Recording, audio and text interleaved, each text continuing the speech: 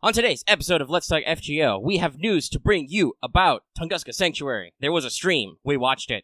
Also, do I have to spell it out? Y'all know about Arcade. Tiamat was trending for 2 days, 3 days. It was happening. You know already. You don't need me to be excited. You know. You just know. Anyway, I'm one of your hosts. I am number 1 Omega. With me as always, number 9, Lucky. 9? Tails. You get it? Yeah, I get it. It took me a second. I thought of that just now when I was getting a bottle of water. Hello. Hello, everyone. I hope you're enjoying Fate Grand Order, a.k.a. Crossing the Streams. And while we here at City Omega like to bring you the latest FGO-related news and memes, we will be talking about current and future events for both the JP and EM version of the game. So anyone not wanting spoilers should shake your fist and never forgive. Mm-hmm. Oh, the memes. Well, listen, I do laugh about it. Do you know how many Onore Arcados I have seen in the past week?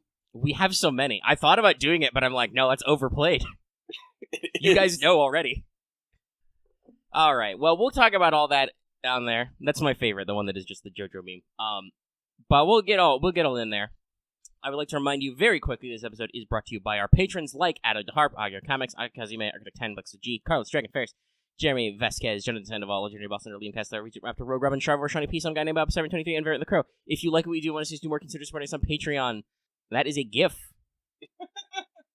It's a fucking Common Rider GIF. Wow, that's elaborate at least. Bonus points for style. So, we have a little bit of splaining to do. Plain. Lucy, you got some splaining to do. That's a callback. But yeah, so this episode is being recorded on a different time than normal, being released on probably a different time than normal. We'll see how long it takes me to actually process it, But we're recording at approximately 4:30 in the afternoon on a Saturday, which is not our normal time for doing this. Normally we record this later in the day, but on Friday, just because that's how it works out. And generally in the past, you, our audience, have said you want the episodes sooner, and, What's Up is a little more relaxed. But we recorded What's Up on Friday live because, as I mentioned earlier, and we'll discuss the details of this stream later, but FGOJP had an actual update stream with news, and it wasn't at 5 a.m. Eastern Standard Time.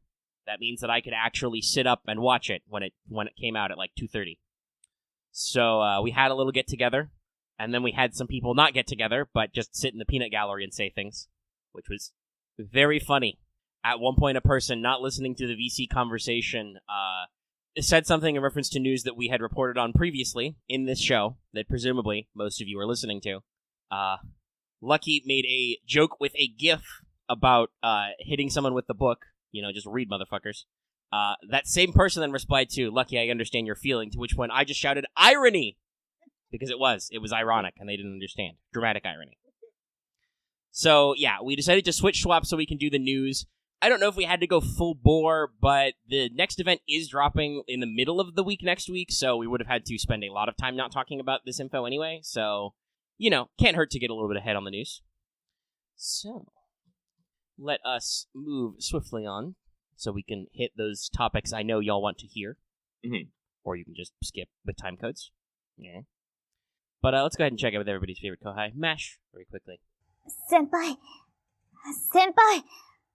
起きてください. That's right, everybody. It's time for Wake the Fuck Up Senpai. Wow, I almost completely bollocks that up. It's time for Wake the Fuck Up Senpai. We're segment for pro tips. This week's pro tip, Mash's butt. No. That said, I don't really have a real pro tip here. My note is, I got nothing. Enjoy free parking for Lotto. Yeah. Or perhaps I want to give you some general life advice and tell y'all to relax a little bit, okay? Calm down. Very few things in life are a personal attack on you, okay? It's all just circumstantial. Be cool. I take a calming sip of my water, and I tell you to be cool, bro. That's funny for another reason. Yeah. We may not get to that one. But yeah, so no real pro tippery this week, just, hey, a lot is happening. You should maybe do it. It's important. There's lots of skill cookies in it. Speaking of the Lotto, though, let's just move swiftly on to Records from the Throne, our regular achievement topic. So I've already clocked in a CE drop or two. I got my first CE drop before I bought any CEs out of the store. That was lucky. That's way better than the alternative. Mm-hmm. And also, thanks to the power of double XP, I have already protected the smile of Santa Nightingale. I just need them to give me the permanent one tonight. That double EXP is a hell of a drug. And also, funnily, while I was writing up these master notes, I got another technical achievement because, spoilers, one of the master missions is do 30 FP summons. While I was scratching those off myself, got MP2 angry. MP2 Angry Mango. I was very shooketh. I was like tapping through my 10 spins and it paused on I went skip gang and it paused on a servant summon. I was like, what the fuck? You know what? I'm about to fucking take an axe to my fucking tablet here because it's refusing to work. And I was gonna do funny memes. So guys, I'm just gonna let you guys know this right now. I was gonna basically put a terabit rabbit version of Dramatic Dimitri on this fucking thumbnail. Actually, let me post this so people like will know. Yeah, what I'm we talking can at least about. have the asset. Like I was gonna do a tourney version of that, and my tablet has completely utterly fucking crapped out on me. So I'm like, no, fuck it. It took me like 5 minutes to find my fucking pen. This thing took forever to boot up. Now it doesn't even want to fucking work. No. I'm not dealing with this. It's a terrible shame, because that would be very funny, but the hardware is being uncooperative, so here we are. Oh, that means that the thumbnail is done, and I'll get that out to people here in a second. God damn. Thumbs up. Maybe when it works later. I love this meme, though. But that's my Achievos. Mine are a lot more simple. Unfortunately, due to reasons which we will get into later, Lucky has been in. Well, go look up Dramatic Dimitri. Know your meme. That's my exact mood right now. Yes. Well, not right now, but like for a couple days, that was my mood. Lucky has solved this problem with money, and I'll explain this later. Yeah. Like I said, we're gonna have a big, long conversation about the arcade thing, not just the specifics, but also like generalness. Wow, that is a blast from the fucking past. Digging up an old school meme. Hashtag pray for Lucky. But I wasn't throwing for Saber Ostafo as much as a good boy as he is. I'm like, nope, can't do it. But I do like having event CEs for events, so I did throw a 10 spin and 10 tickets in there. And I was able to get all 3 of the event CEs. I'm all like, yes, the collection continues, excuse me. And I have got 1 CE drop. Unfortunately, like I said, I think I've gotten maybe 2 boxes worth of tickets right now. Yeah, I'm about 6-ish boxes in. We've been doing a lot of work over the past couple of days, so I haven't super speed moded yet. No, like, my time should improve because I'm actually like in the post game for Endwalkers now. I beat it this morning. I cried a little bit, everyone. I cried a little bit. So, fortunately, that probably means that I won't be so single-mindedly focused on complete again. I'll probably try and knock out some more boxes later. Yep. But so on that related event CEs, I do have a slight Not Other One's Evil going on. Because on the Double Nightingale Day, I decided to wait that far. I did do a couple of 10 spins, and I threw a couple tickets at it. All I really accomplished was an NP2 on Ryman Hot Wheels and a couple of the 4-star CEs. Didn't even get a 5-star CE. And those are NP2s on pre-existing, so it wasn't like either of those servants are new. So it's not like min rolls, but like I shot a couple shots. I didn't really get anything out of it. I got my like 1 weekly ticket, so I'm waiting for another Nightingale Double Day to like throw a ticket. But maybe I'll get the 5-star CE. That would be neat. It's drawn by the person who did Ancient Magus Bride, so that's cool. Mm-hmm. But super neat. So let us move on to, speaking of, did you finish your master missions? Maybe you did. Maybe. So to complete your master missions this week, you need to do 30 FP summons, so 3 10 spins. Get 1 free a day. You need to acquire 15 EXP drops, acquire 30 EXP drops, defeat 5 demonic enemies, defeat 15 enemies with the man attribute, and defeat 3 balanced alignment servants. Now, I don't know if this segment is timely anymore because we moved it a day. But the only thing you really need to double check on that is probably the EXPs, because that is EXP drops, not obtains from the present box. So you will actually have to go, do dailies or something to get those. I scored all of the other 3, the demonic, human attribute, and balanced, aka neutral, alignments just doing the event. So you can presumably clear those just by lotto farming and doing the different free quests, because I already clocked them in there somewhere, and that's all I've done this week. But yes, you do actually have to, because it is EXP drops, you do have to go out there and, actually do some work on that. But with that all out of the way, it's time for Skelegrams. Yeah. We have a lot of healthy and hearty ones to do, so we'll start at the top with some business news. It has come out that Aniplex has bought out Delightworks' game development division and is moving all of their current game development staff to the new subsidiary. So FGO will be in the hands of this new Aniplex sub-corporation and still working together with Notes, aka Type Moon. So yeah, this is interesting. Yeah, this is interesting. I've seen a lot of people go back and forth on this subject. Myself, I think this is a positive thing for Delightworks, or I don't know, one of this is going to be called the Delightworks division. I don't know what it's going to be called. Yeah. We don't know. They haven't announced it. They haven't announced it. Particularly, I think this is good for the global audience more so than anything else, because of other news that we'll get to here in a little bit. I've started realizing, like, I've been trying to grapple and understand the reasons for such thing, and I came to a kind of a weird conclusion. I don't know if it's right, it could be wrong, but I think it's right. In the fact that the Lightworks doesn't have to necessarily develop their game in response to a global audience. They basically only have to develop their games in basically what they think for Japanese. They don't. In other words, they don't have to pay the global market really any mind. They develop their game. They throw it out. It's like, hey guys, you translate this, whatever. We're gonna go do our own thing. Seems a bit harsh, but in the greater scheme of things, that's how it is. By moving the Lightworks to Aniplex, though, Aniplex is definitely has a much more eye on global happenings and in touch with like global audiences. So if they have direct oversight over the Lightworks, they might force them, coerce them, push them, whatever word may have you, into maybe considering development along more of a global scale instead of a local scale, if that makes sense. Yeah. I'm also not sure what the Lightworks will do after this, because I did some research. I had to go on Japanese Wikipedia to find this, because they don't have a normal Wikipedia entry. But so the company was established in 2014 by Akito Shoji from Square Enix, left Square Enix to come here. Mm-hmm. And then in the next year, so presumably they started development on this immediately, they released Fate Grand Order through Aniplex as the distributor and publisher. Mm-hmm. And so Aniplex is buying their game development team, but I don't know what else the Lightworks has. So we'll see.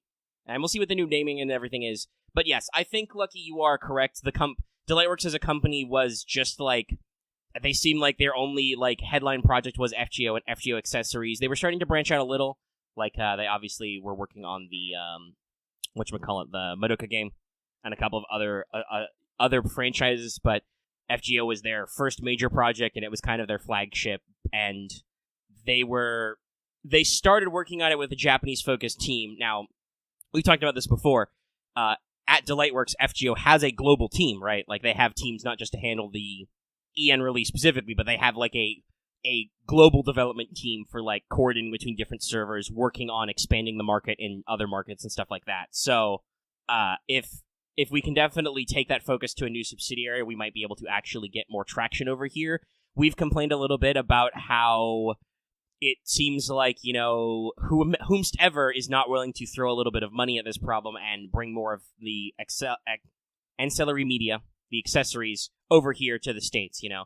I talked about on the stream, during Staff Talk, they showed some concept art for some stuff that happened in the last year, which I presumed was coming out in whatever the next Fate FGO materials book is. Yeah, we don't have those over here. Not, like, officially published. Like, you can import them, but they are not, like, officially licensed and published in the U.S. in English. So, and there's a lot of them. You can get soundtracks over here, obviously, and Aniplex USA has done, like, limited drops of, like, the CE art book, but those are imported from Japan. That's all leftover Japanese stock. I own a copy of the first CE Memories. It's still in Japanese. It's the original-ass Japanese book. It's just, they threw some on a boat or a plane, and they brought them over to the States, and then they sold them to me from here. Right?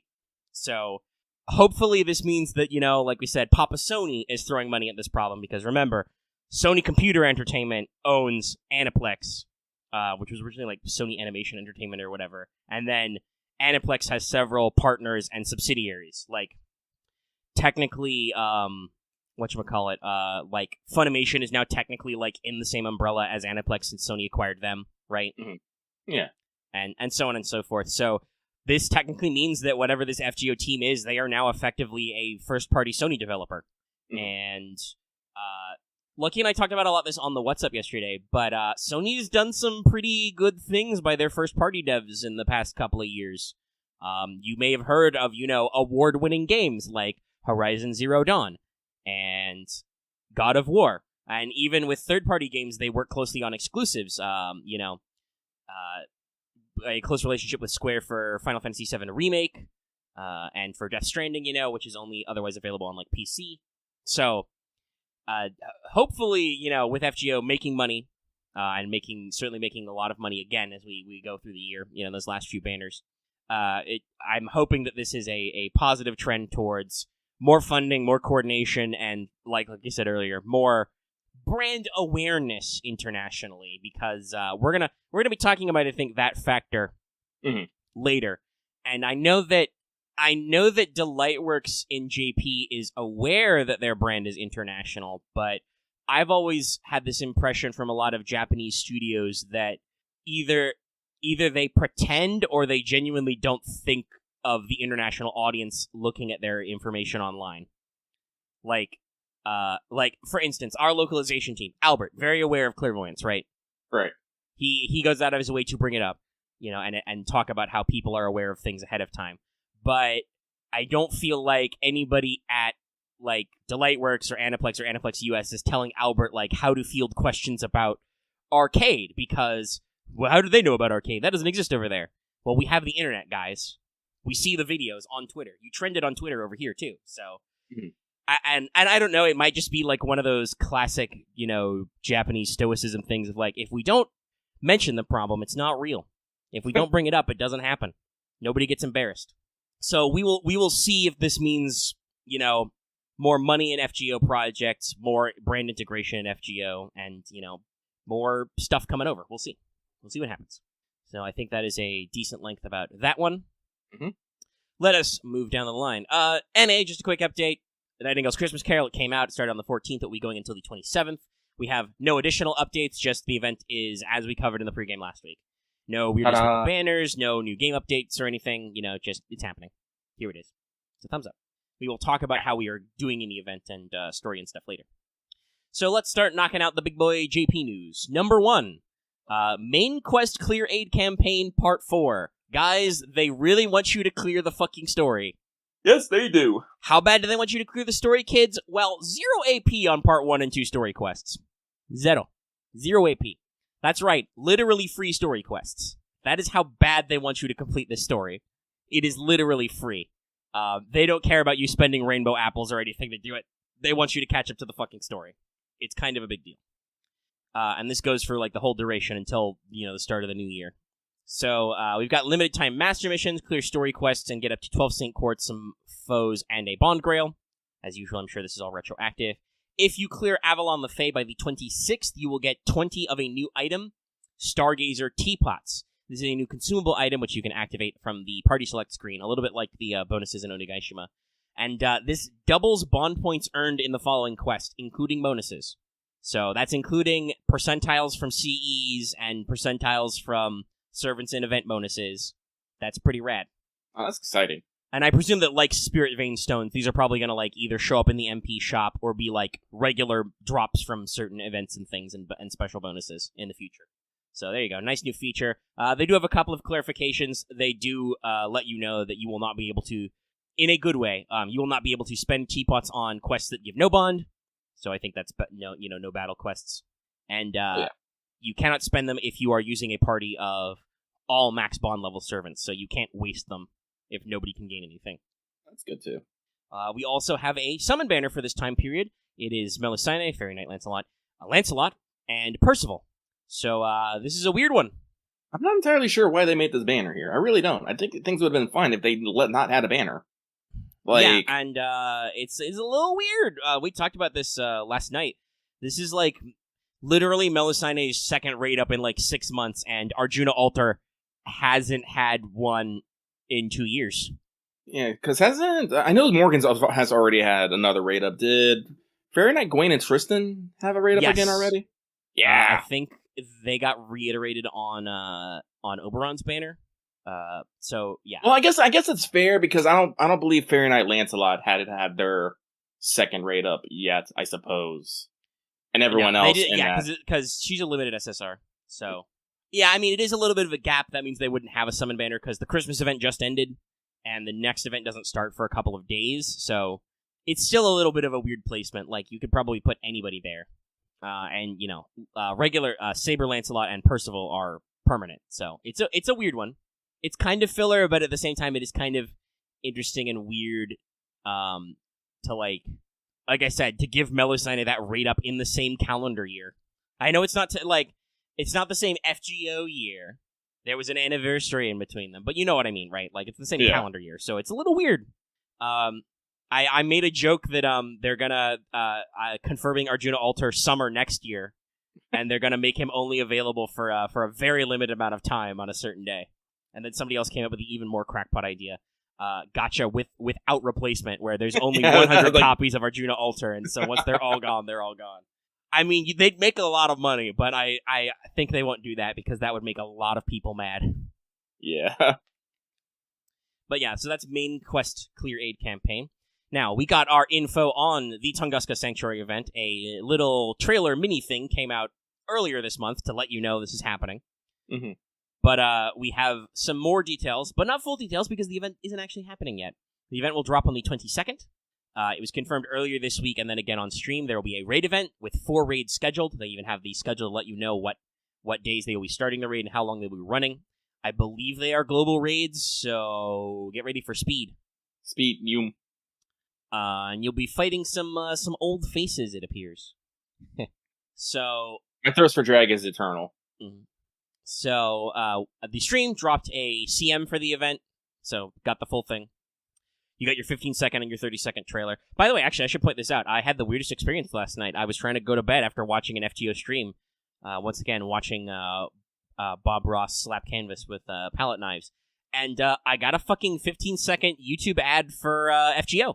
Oh, neat. It was the short version of the Atlantis CM. I was like, the fuck? I think that's the first time YouTube has correctly assigned me an FGO ad in the wild. There's your branding, YouTube. But the other important thing to note about this Tunguska Sanctuary drop, and with the raids and all the other stuff going on, is that this is the anniversary of the Solomon chapter release. I believe is the exact day, so it'll be, 4 years? Yeah. So that's interesting. It's very interesting. Now, of course... Oh, good. I was about to say, I'm hoping for a secret part 2 banner. Yeah, we'll see. I mean, we'll see. Obviously, new event, new banner, but with Solomon, it was kind of a shocker when Merlin, appeared out of nowhere originally. Mm-hmm. And we obviously have New Year's coming up, so we'll see what's happening. But yes. So, of course, with, high-level event details, they showed us, the intro, they read a summary, they played some interesting musical notes, they showed us the intro, right? Like, the chapter intro. So... Yeah, it's exciting. That was pretty rad. But we also, of course, got new servant details. And so they have revealed this summon banner will include 2 new servants. We have SSR Rider Taikobo, Zhang Zia, and many other names. And SR Rider Dobrynya Nikic. No word on the status of these servants, just names and NP videos. So we don't know if they are permanent or not. But hey, and if you wonder where them riders were... I am hoping that at least one of the 4-star is permanent, because we actually looked this up. Not counting Habatrot, the last permanent 4-star rider we got was Astolfo. That's wild. Yeah, that would, I think, fit the mold, and that would be a good opportunity for that. Also, I do believe it had been a little bit while since we had an SSR rider, period. So we're filling out some gaps. Taikobo is the last silhouette man. Here he is. Right before the year ends. Yes.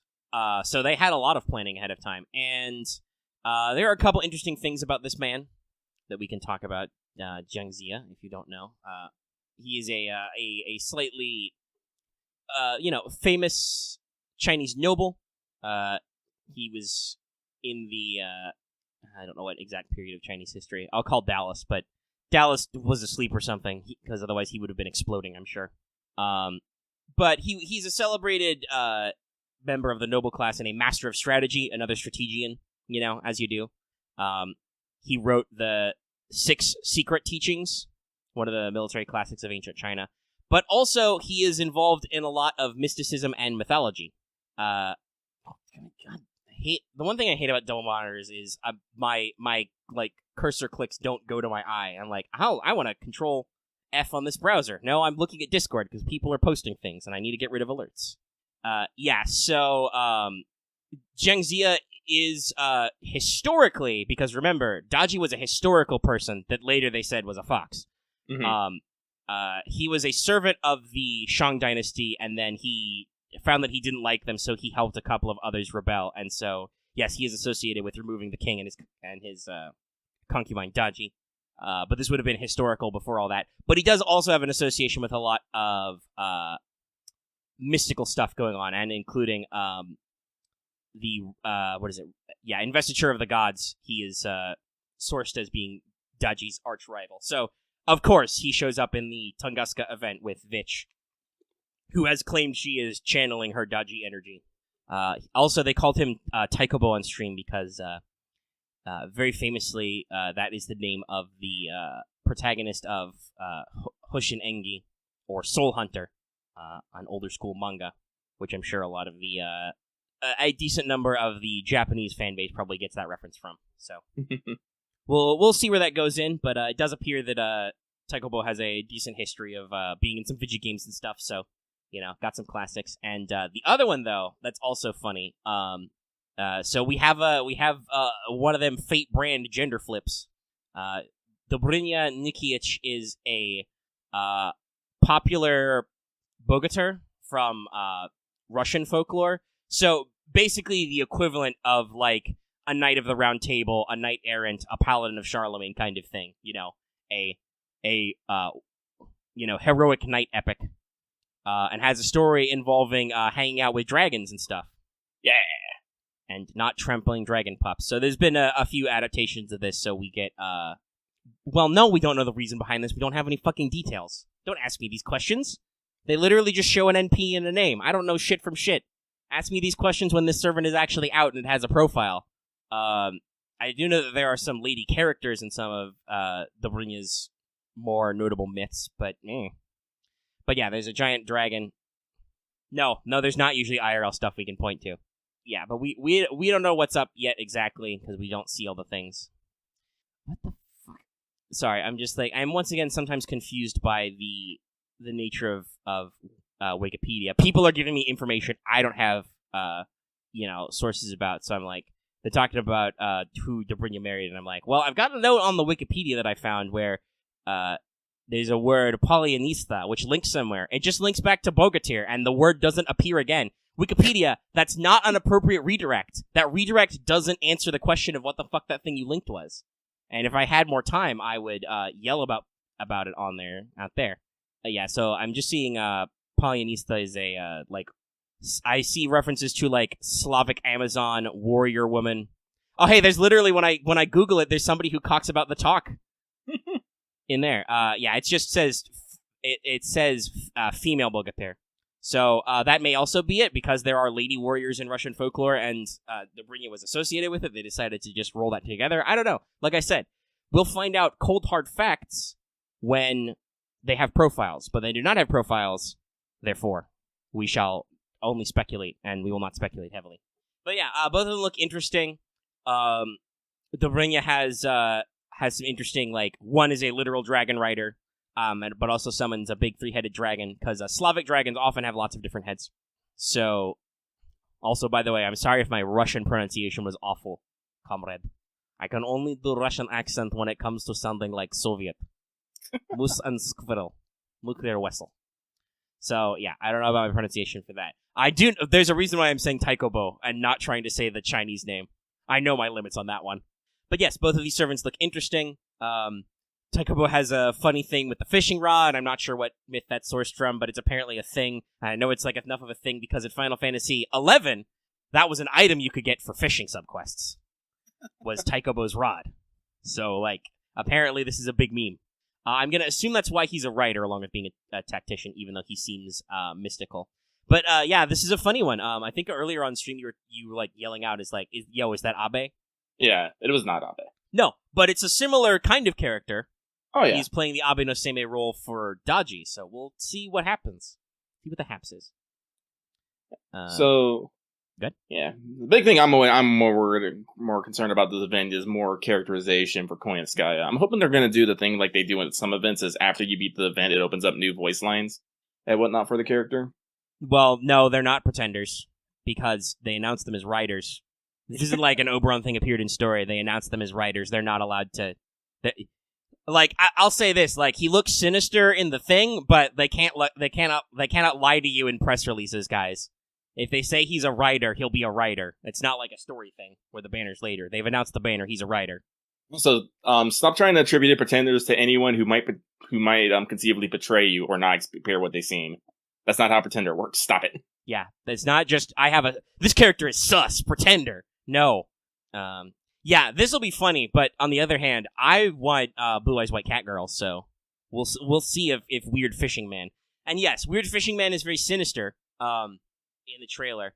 Though the trailer also does have interesting shots. For instance, we've got Ibuki in main story. And we've got, like I said, there's some interesting action shots of Koyanskaya, as well as non-action shots. And so we'll see what goes on. I'm assuming, they'll probably be, like, extra profile reveals, or we'll get, like, guys, I don't want to be too subtle. I don't know if this is a spoiler or not, but I have a brain. We're doing a raid event in the middle of December, going after a character with a very suspicious saint graph, and the sigil is 9 tails. Like, I don't know. I'm just saying there could be some enemy-only profiles soon. You know? It reminds me of things we've done previously. Like 3 times. And I say 3 because technically Beast 2 was in story, and that wasn't that complicated. And then New Year's comes. I don't know if Tunguska, because it starts the 22nd. The raids end the 27th. So about 5 days later. I don't know, like, this could be just like a 10-day event, or you might still have access to the story quests and stuff until, like, the 1st. We don't even know. One thing I am slightly disappointed in is they announced it on stream, obviously, and they gave it the usual stuff, and they did all the intro and story stuff, but details for the event structure were pretty light. It was just, they told us when it'll start, they told us when the raids start, they told you need to clear Part 2, Chapter 6, that's what 2.6 I think was. Part 2, Sector 6. You need to clear all of Avalon to get there, but as far as I could tell from people translating it and taking notes, there's no detail on, like, is this, supposed to be like a main interlude, like we'll be able to go back to this map, like Heian-kyo was? Is this a time-limited event, like effectively Solomon was, right? Solomon was a time-limited story release, kind of. I think it's going to be the latter, because if it's mostly raids, you're probably not going to be going through a lot of story pips and whatnot. Yeah. In general, I am reminded of our classic raid style events like Rashomon and Onigaishima. Onigaishima especially, because it looks like we'll have multiple enemies. So I think this event will be interesting. I do kind of wish they were a little clearer on some of this stuff, what's going on, but it is what it is, and we'll have more news for you next week, because obviously the event will have started on the 22nd. And as far as I know, we are still planning on recording the show on Friday, Christmas Eve. So, yeah. We'll have more, and probably have some more details on there. Like I said, Mr. Takobo looks a little weird in the trailer, but we'll see what happens. Listen, usually good strategists are usually pretty fucking shifty guys. Yeah. There are also going to be at least 2 new CEs released. They're nice. They're nice. Quite lovely. So that's cool. Now, all of this info and more was dropped at the Chaldea Satellite Station Fukuoka event, which is the stream we watched. There was some merchant stuff discussed. I loved how they showed some concept art for a thing that is a spoiler, and somebody was like, I'd love to have this as a plush, and I'm like, hey, this is staff talk, you don't know. And then 5 minutes later, behold, a plush. So thing's going to sell out so quickly. Yes. They've also got some other, various merch tchotchkes and deals going on with some branding for the Chaldea Satellite Station stuff. They dropped 16 Saint Courts for the stream. They had a lovely time talking about Fukuoka with the guests. I gotta admit, I zoned out a little bit on this bit. It was early in the morning, okay? Sir, I probably would have been more entertained if I fully understood Japanese, but I don't. Yeah, when they're playing like the word hint games without a translator, I'm lost. Like when they were showing clips of them wandering around Fukuoka, I was like, okay, this at least I can relate to. Like, oh, that's a shrine. Oh, they're in the tower. Ah, they're playing an actual gacha machine. Lift that rock, Kenji Akabane. Lift it. So that was cool. But they did announce that the next Chaldea Satellite Station will be in Kochi in February. It'll be early February, so that is straight up gonna be Valentine's news. Mm-hmm. That's just what it is. I believe they said all the VAs were going to be guys, so I'm expecting we might have our first male Valentine's servant. Well, yeah, Valentine I'm not sure they'll break trends in that way, just because of how the holidays are in Japan. There's so much focus on Valentine's, girls give chocolates. White Day, guys give return. That's their equivalent of their Hallmark cycle. But also, we know that FGO doesn't give a shit about trends anyway, so it really is a big boy coin flip. Either it's going to be a guy or it's going to be Bazette to, mirror off the fact that we got Karen last year. Yeah. So that could or the be year cool. before, I should say. Yeah. They did state, they also showed a brief PV for the thing they're doing with case files. They're going to show some or all of it at the New Year's stream, which is just, they're going to do the New Year's stream on New Year's evening. Let's see, that'll be 2200 JST. Let me convert that. That'll be 8 a.m. Sunday. 8 a.m. Sunday. I might be able to do that. I don't know. I mean, I'm gonna have company over that weekend, so there's gonna be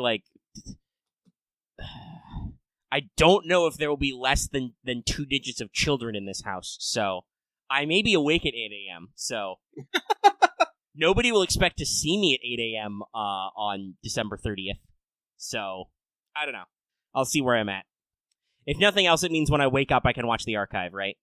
But they, well, actually, I don't even know if we can watch the archive. They're gonna region lock it because they're gonna show the animation thing. That might be slightly separate, but yeah, they're gonna show case files Grace Note. I think they're saying right now that it's gonna be a 2-hour special, like it's an OVA, not a full new series. I think, which may explain, by the way, Lucky, we were a little bamboozled because they announced DVDs and Blu-rays for late March, which would be unusual if it was a full core of TV.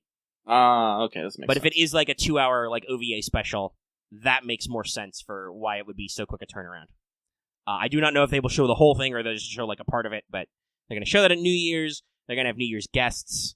They're going to have a whole big boy Thingus Moringus. I'm sure it will be, mind-melting as usual.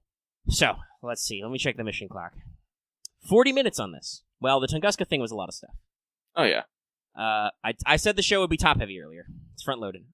Speaking of mind-melting, let's talk about Arcade. Before we talk about Arcade, though, there is one other thing I do want to bring up. It's just as a slight tangent.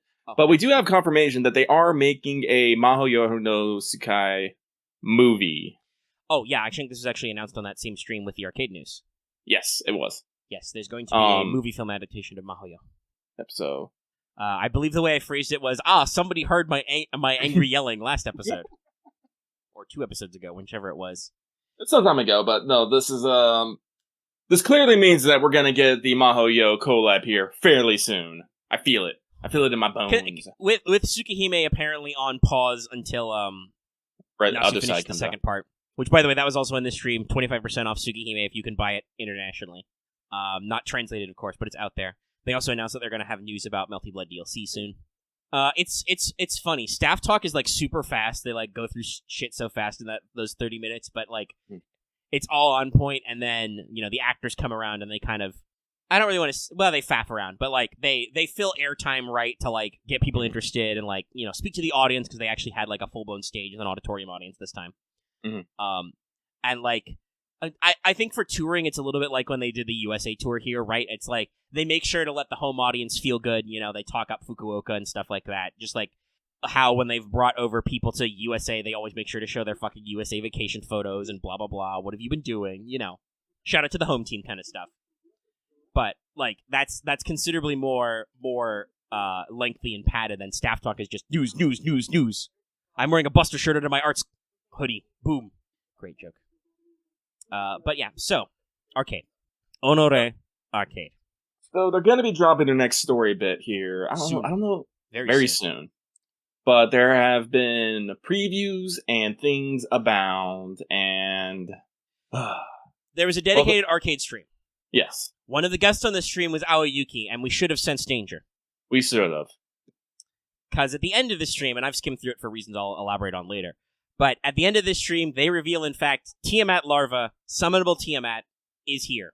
With lines, with animations, with everything. Her NP is she becomes fucking enormous and, explodes people.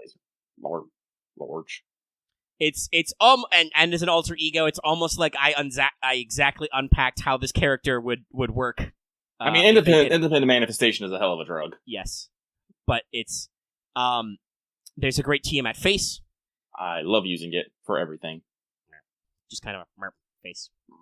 Tiamat is, that reminds me, I do need to turn that into so the story is actually out. Okay. It's just I guess Kazgil is like the follow-up banner, and then they're going to release the costume later. But yeah, so this is a main story release. This is Arcade's equivalent of the Babylonia chapter, which is, very different from our experience in Babylonia. We have Tiamat as a summonable ally, and a guy wearing Gilgamesh's skin, Nebuchadnezzar II, is the bad guy. Yeah. From what I understand, Enkidu is on your side as well this time. Yeah. So, much like how their version of Camelot, you actually teamed up with an actual crusader, whereas the crusaders were all blown the fuck up in the version we experienced in mobile. This is something I want to emphasize right now. Arcade is clearly doing its own thing and developing its own story with its own story beats. Okay? Yeah, well, that's been evident since America when we got Sita over Rama. Sita instead of Rama, yeah. They flipped it. That's a playable one anyway.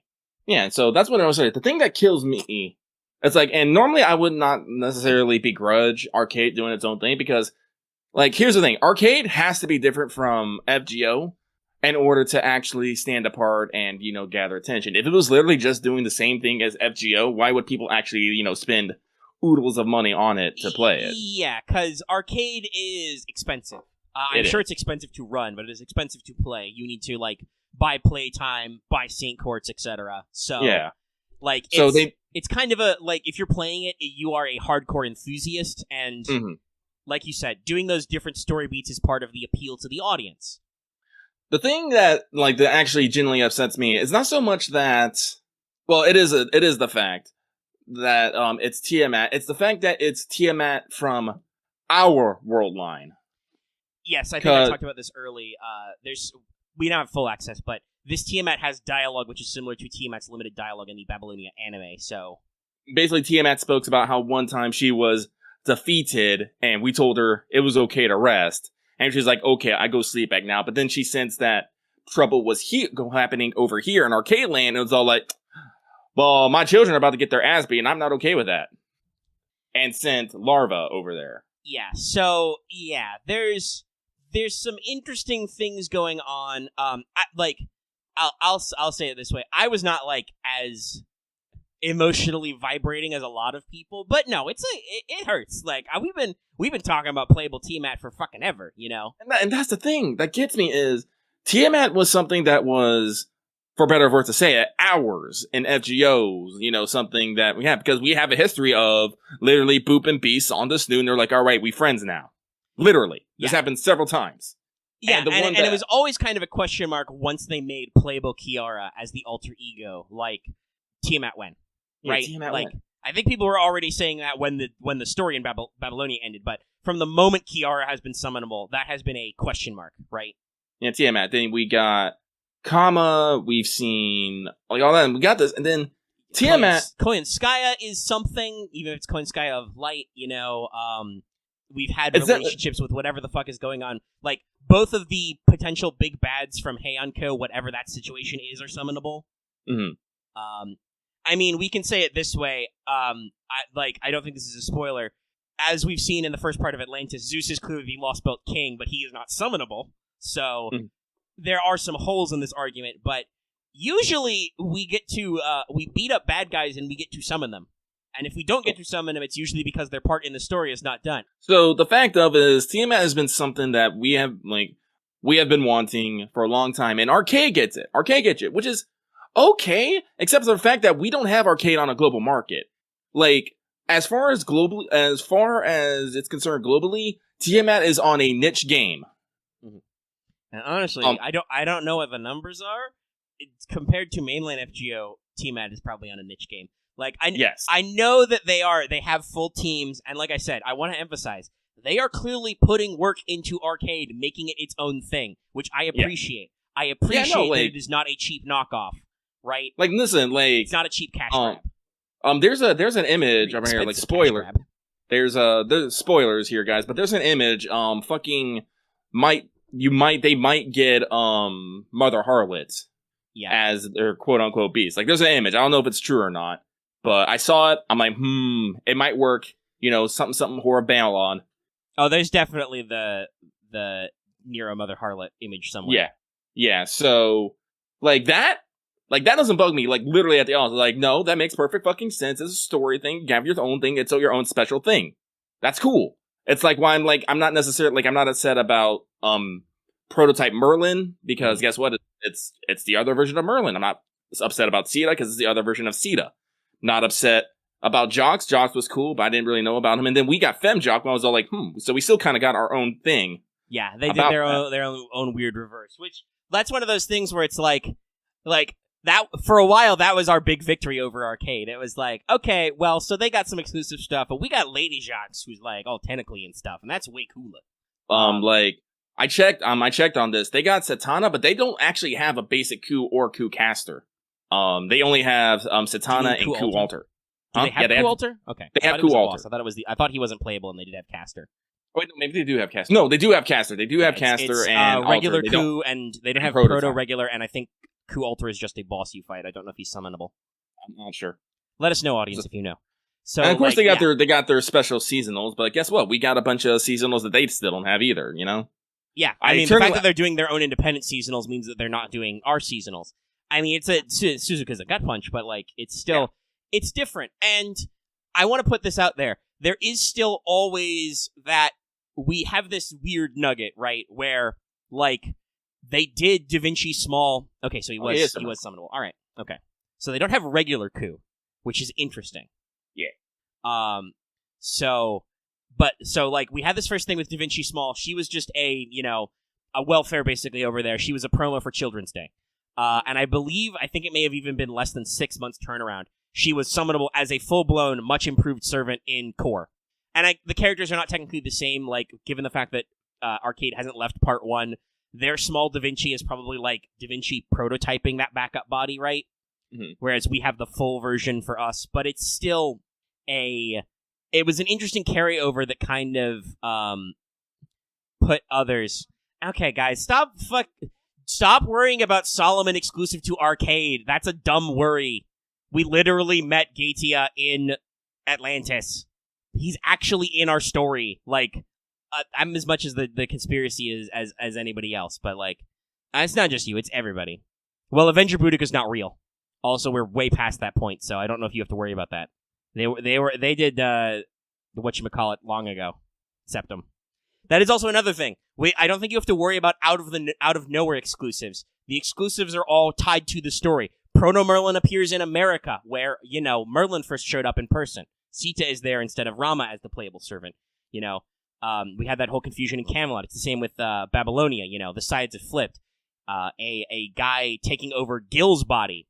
Basically, Nebuchadnezzar 2 is playing the Kingu role, right? Though, admittedly, they get a cool skin, and we don't really get that appreciation for Kingu, so... Yeah.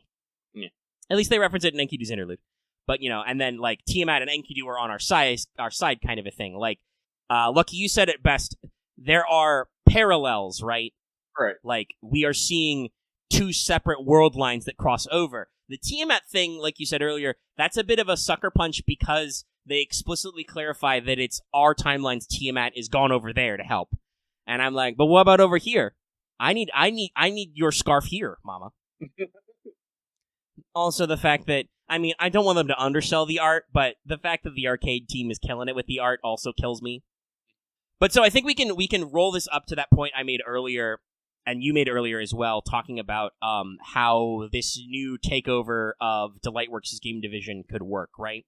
Because I'm pretty sure Big Daddy Sony, Aniplex, Core, obviously because they have a USA attachment, subsidiary already, Aniplex USA, who does our localization efforts and handles all the marketing over here, that they are more aware of the audience and what's going on over here, and could know that people over here are kind of nettled because, as far as we know, we don't get access to this content in any form.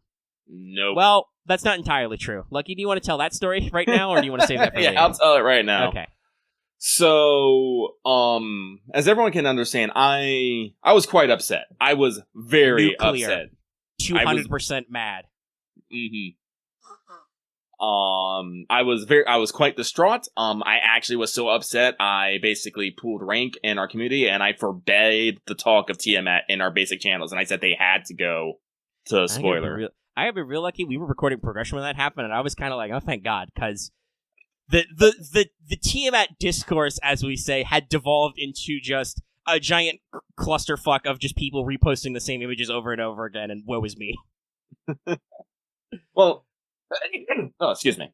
So, like, I was quite upset, but, like, I think it was like a day or so later, someone like she mentioned, like, oh yeah, no, I'm just gonna buy the fucking, like, I can buy the, arcade cards from sellers online. I was all like, wait, you can do that? And they're like, yeah, like, here, they got a full listing of the Tiamat ones. I was like, give it to me. It's like, it's Yes, because that is $150 to part of, give it to me. Talking about the fact that arcade is an expensive hobby, yes, you do actually get printed cards out of them. Like, there's a reason why this thing has so much cost balled up in it. It's got all the extra flair. Yeah, so, someone gave me a link to eBay where someone was selling, basically a full, 5-card set of all the Tiamat, cards for $150, and I went, purchased it. It won't arrive until next month, because I wasn't spending an extra $25 on shipping, thank you. Jesus. Yes. Mm-hmm. But no, that's on the way, and, like, honestly, like, that improved my mood, like, so fucking much, knowing that even if I couldn't, actually play Tiamat, I would at least have the Saint graphs, defining, Tiamat's, because you can't see me, I'm making, like, a cardboard triangle with my things right now. But you can access the media, basically, right? Like, you can get something tangible, tactile even, right? So you can, in a way, kind of be part of this experience. But obviously, full set, $150 you're shipping from Japan. That doesn't work for everybody. So in general, there is well, I mean, this was huge. We joked about it several times. Tiamat trended, not only did it trend in JP first, but it trended over here for, I think, over 24 hours. I was seeing it off and on, right? Mm-hmm. Tiamat was trending, at least for me personally, in competition with shit about, Spider-Man, and those kinds of things, right? Like, the fact the teasers for the new Dragon Ball Super movie, right? So, yeah, it was a big fucking deal. So, the fact that we don't, we don't have access to this medium at all, and we should point out, in the past, where that's come to mobile, when it's come to the certain limitations of global, Delightworks on the dev end has basically been in our favor. Hey, you know how we're getting all those login CEs for the Camelot movies? Do you know how you get those in Japan? You got to go to a theater and press a GPS button. We don't have that fucking feature over here, right? Oh, that's because it wouldn't work. Yeah, no. Because unfortunately, we don't spread out. Yeah, like I said, and we actually, I guess you can call it almost like a public entertainment culture. Is vastly different than how Japan does it. Yeah, and I also think it's different with, just, like I said, logistics. America's fucking huge, and it's a game that's on mobile, right? Now, in Japan, everything, you're only in the small islands. You're usually pretty clustered into urban centers. If you're actually playing FGO, you can probably reach a movie theater, and if you can't reach a movie theater, you know that, right? It's not a big deal. You would have known that. But for us, it's like, you would need so many different GPS markers because we're all over the place, and we also don't show some of these in theaters, right? Like, the releases are way more limited, Straight up, I'm pretty sure we're not showing Camelot in theaters.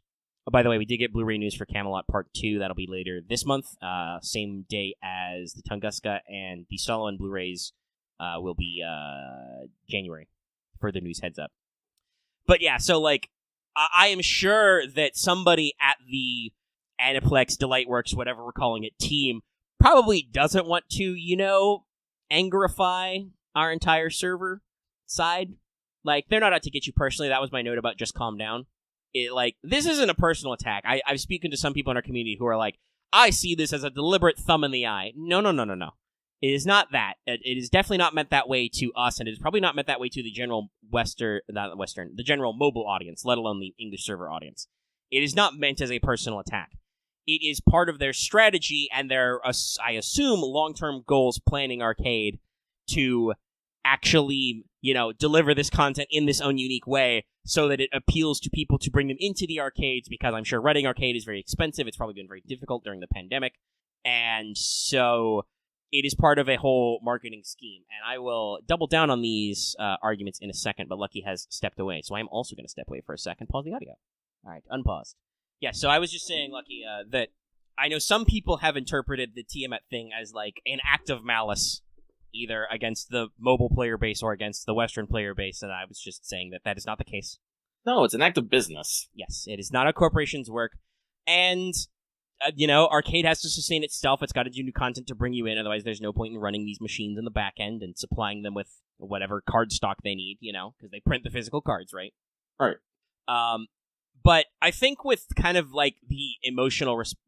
actually, no. I won't move on just yet from that. I will say I had a rational point about if you have feelies about this, which many people do, myself included.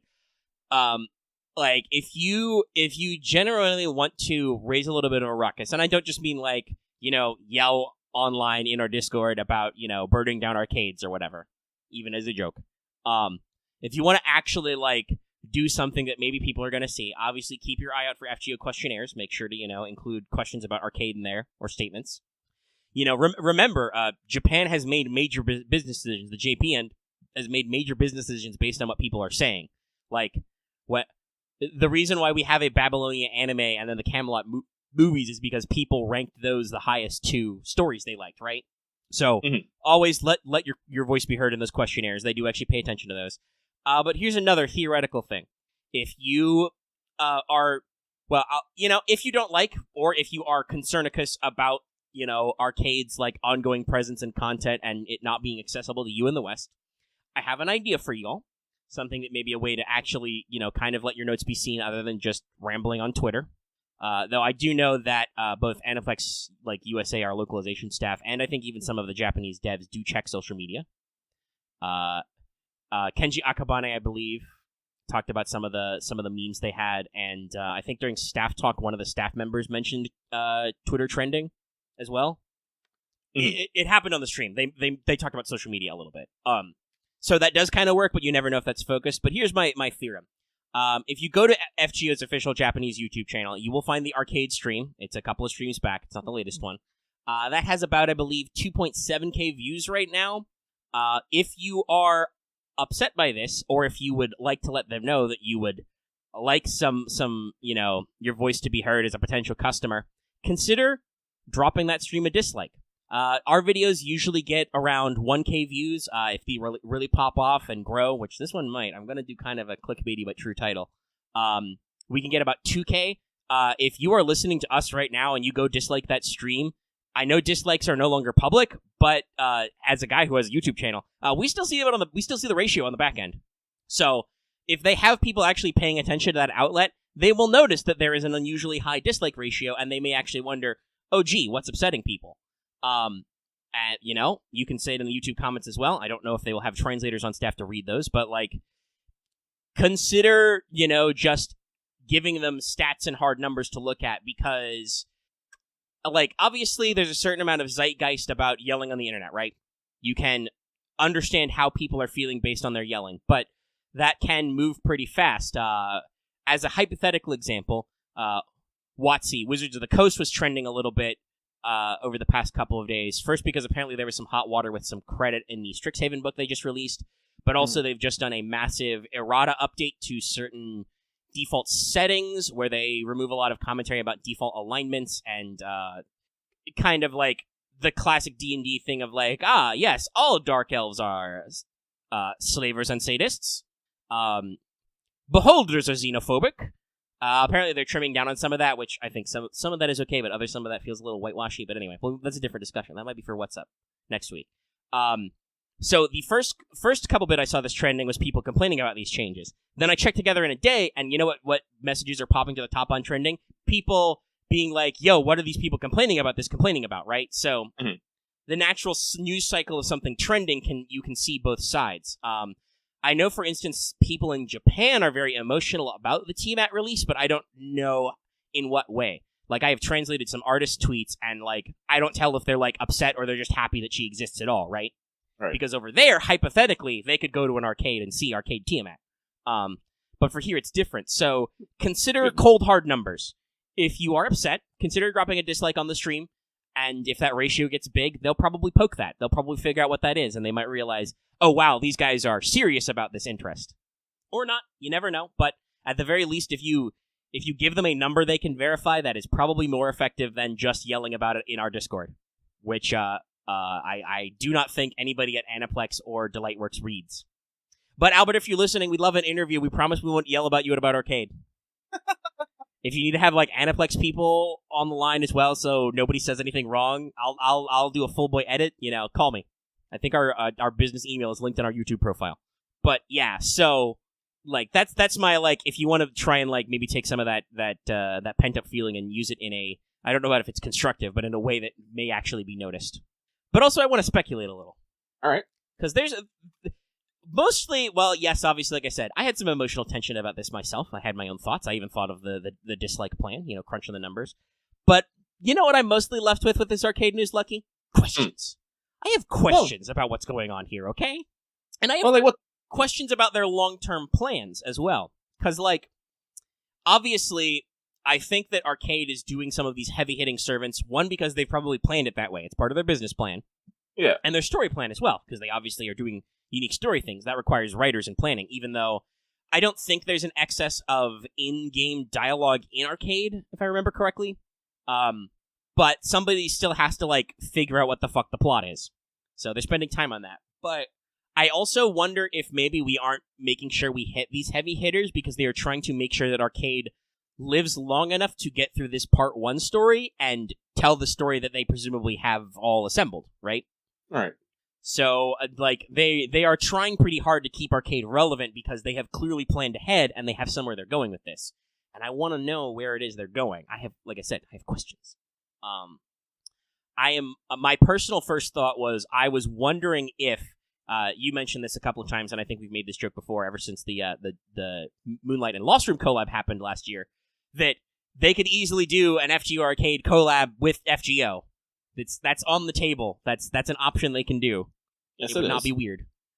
So my first thought was, I am wondering if once they complete the part 1 of the Arcade story, because as you pointed out with Tiamat and with several other lore notes, clearly like elements of Arcade are follow through from plot points back in mobile. I am wondering if those points will come back to mobile because, like, Japan's pretty densely populated. I know there are going to be some people out there who like follow Arcade news and stuff and have seen like, really, they've done some like tie-in stuff for Arcade to like get special CEs and whatnot. But I don't know how much the general Japanese public pays attention to Arcade either. If they're not regularly going to it, right? Right. They're minding their own business. They got shit to do. So I wonder if they wouldn't make sure that their core audience gets access to whatever this new continuity thing by looping back to main mobile FGO after the Arcade story wraps part 1, or wraps for good. I don't fucking know. We don't know. I know like Sega, who was like co-signing the project, they were helping develop, like, backed out of the Arcade business. So I don't know.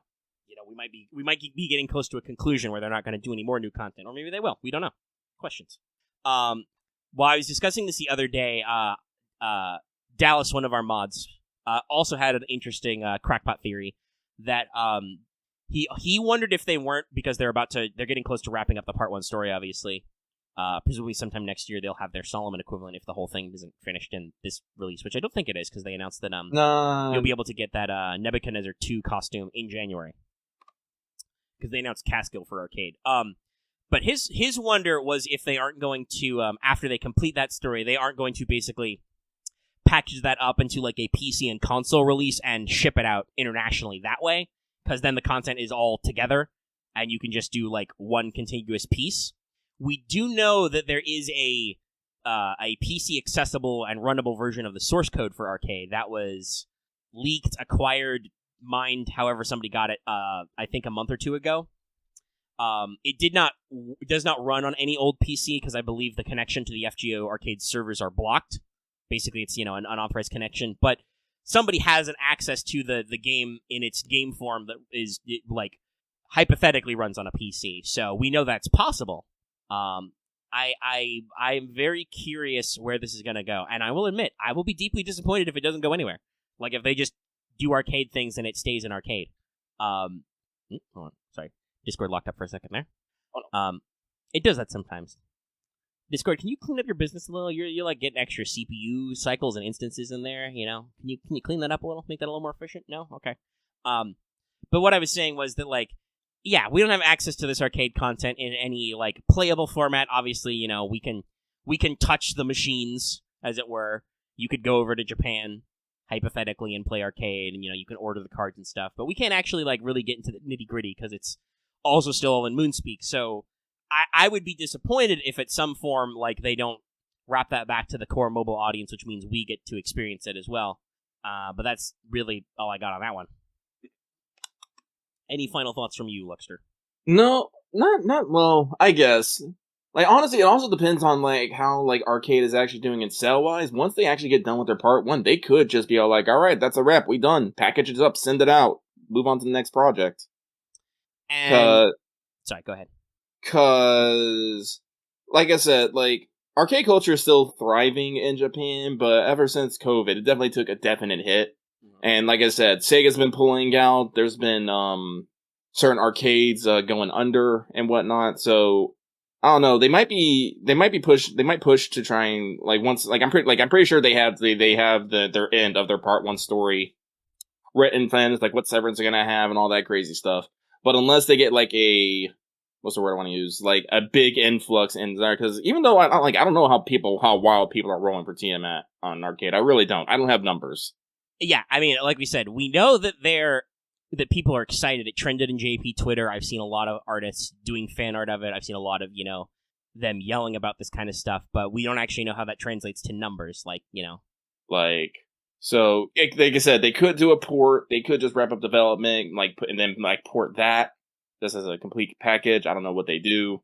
Because again, I don't know. Honestly, that's the thing about arcade. It's such arcade culture, while super cool, is such a foreign concept to me. I have no idea what they do about it. I really don't. Yeah, I mean, I understand some of the crossover between, say, arcade culture and fighting games, right? Because that was a bigger deal in the past. It's less so now, but still there are actually fighting game machines in arcades. But, there was actually, a little bit of crossover, and, you could expect, there would be home console releases of arcade machines. Sometimes they had, tech limitations, but sometimes they had different character rosters, But that was a thing we used to do.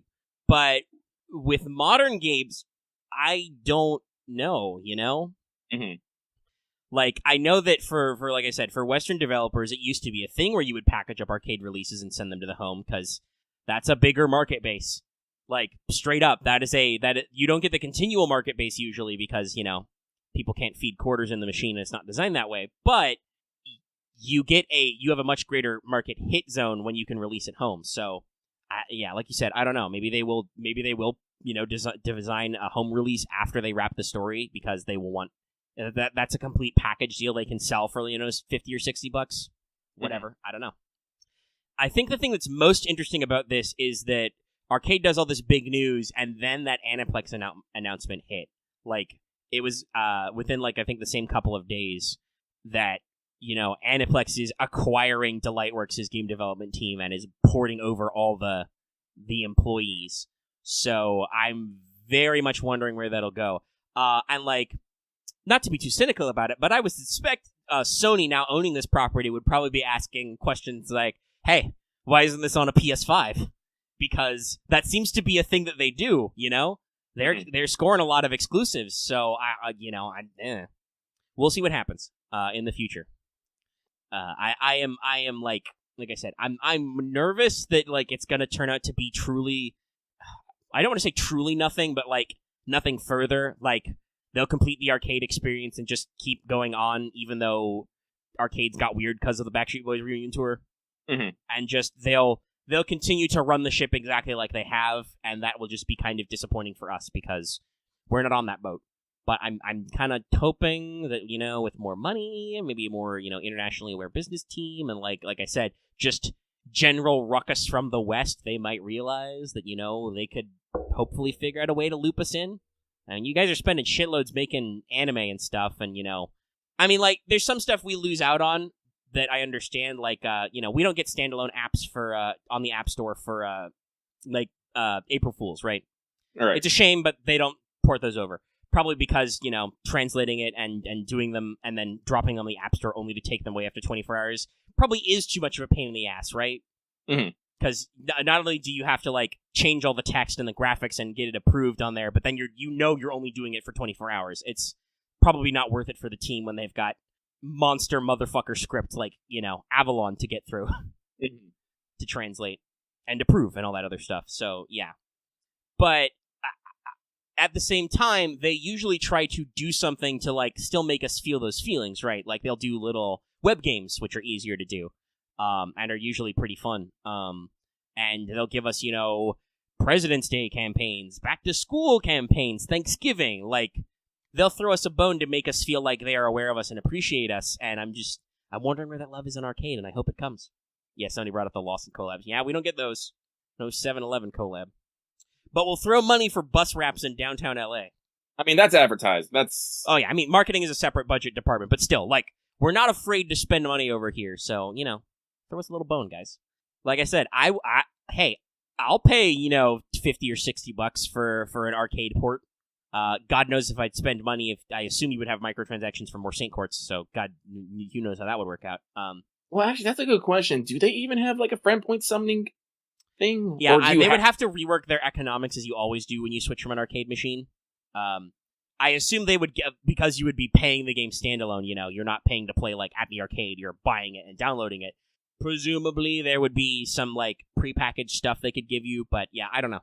I don't know if you do it, like, fully standalone or you do it time released or whatever, but they could certainly figure out something to make the content accessible and I guess it would be servant packages, servant package DLCs. They'd probably be expensive, though.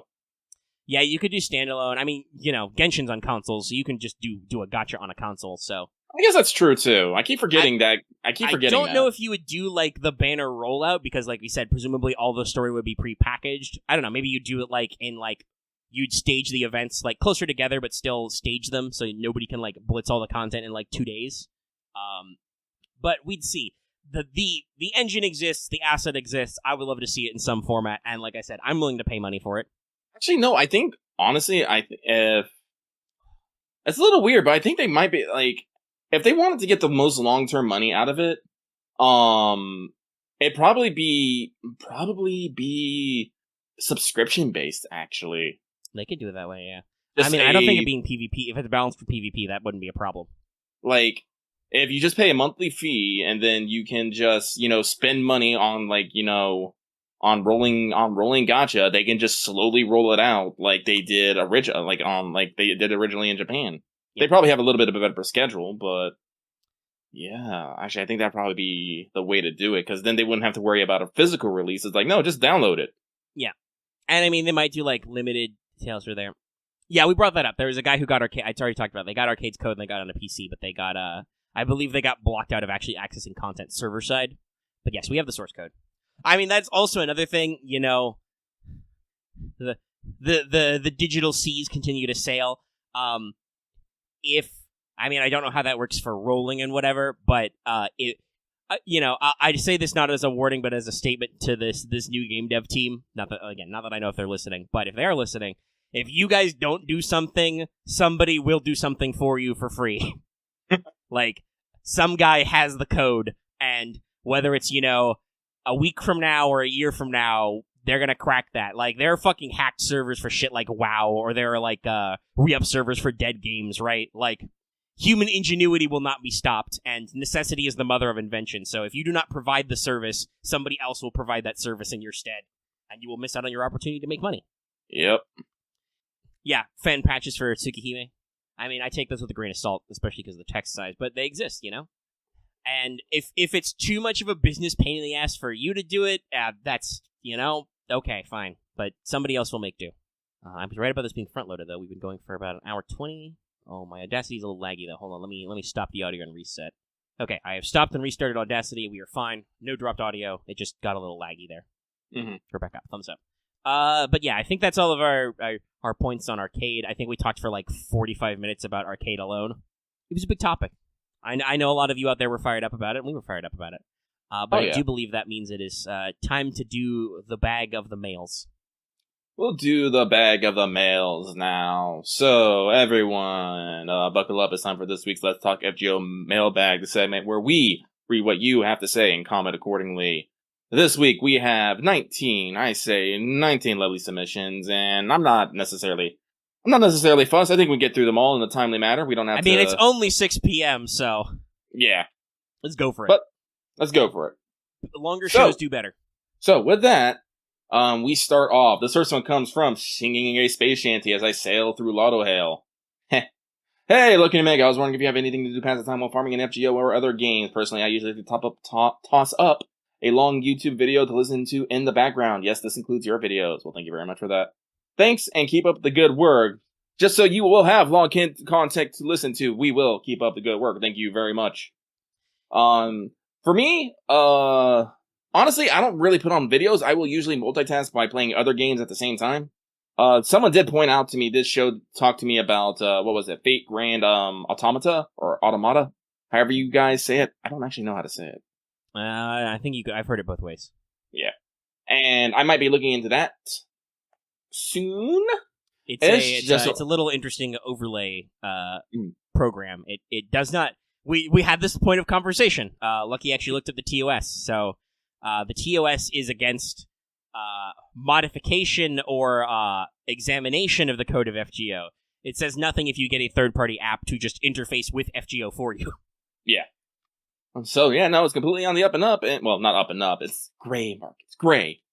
But, yeah, I might look at that and just, efficientize myself even further beyond. But other than that, usually when I'm playing FGO, I usually have, like, an anime on the background. I might be playing another gacha game. That one that I can actually, literally autoplay. But other than that, yeah. Yeah, so for me, I do usually go the long YouTube route. I will, what did we get what in there? You had an extra day. Yeah, it says 20 now.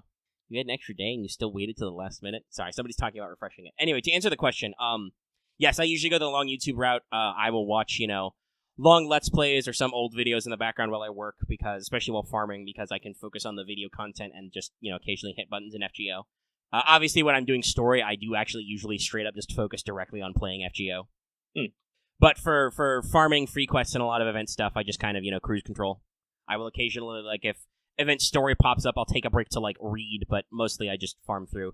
The other thing I do is, like you said, is I play other games if I can. I'll either play something on my PlayStation or, lately my long-term strategy is to boot up Surviving Mars, speaking of space shanties and Paradox Entertainment.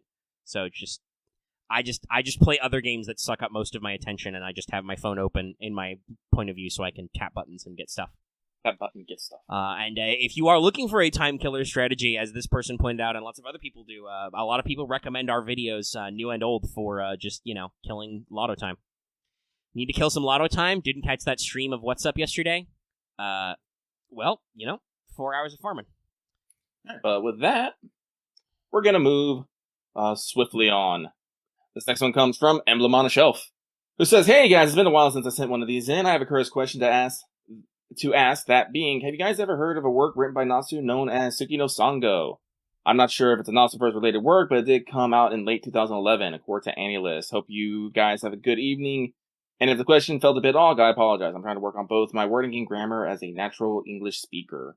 So, the short of it is, yes, I have heard of Suki no Sango, but I have not actually seen it in any iteration.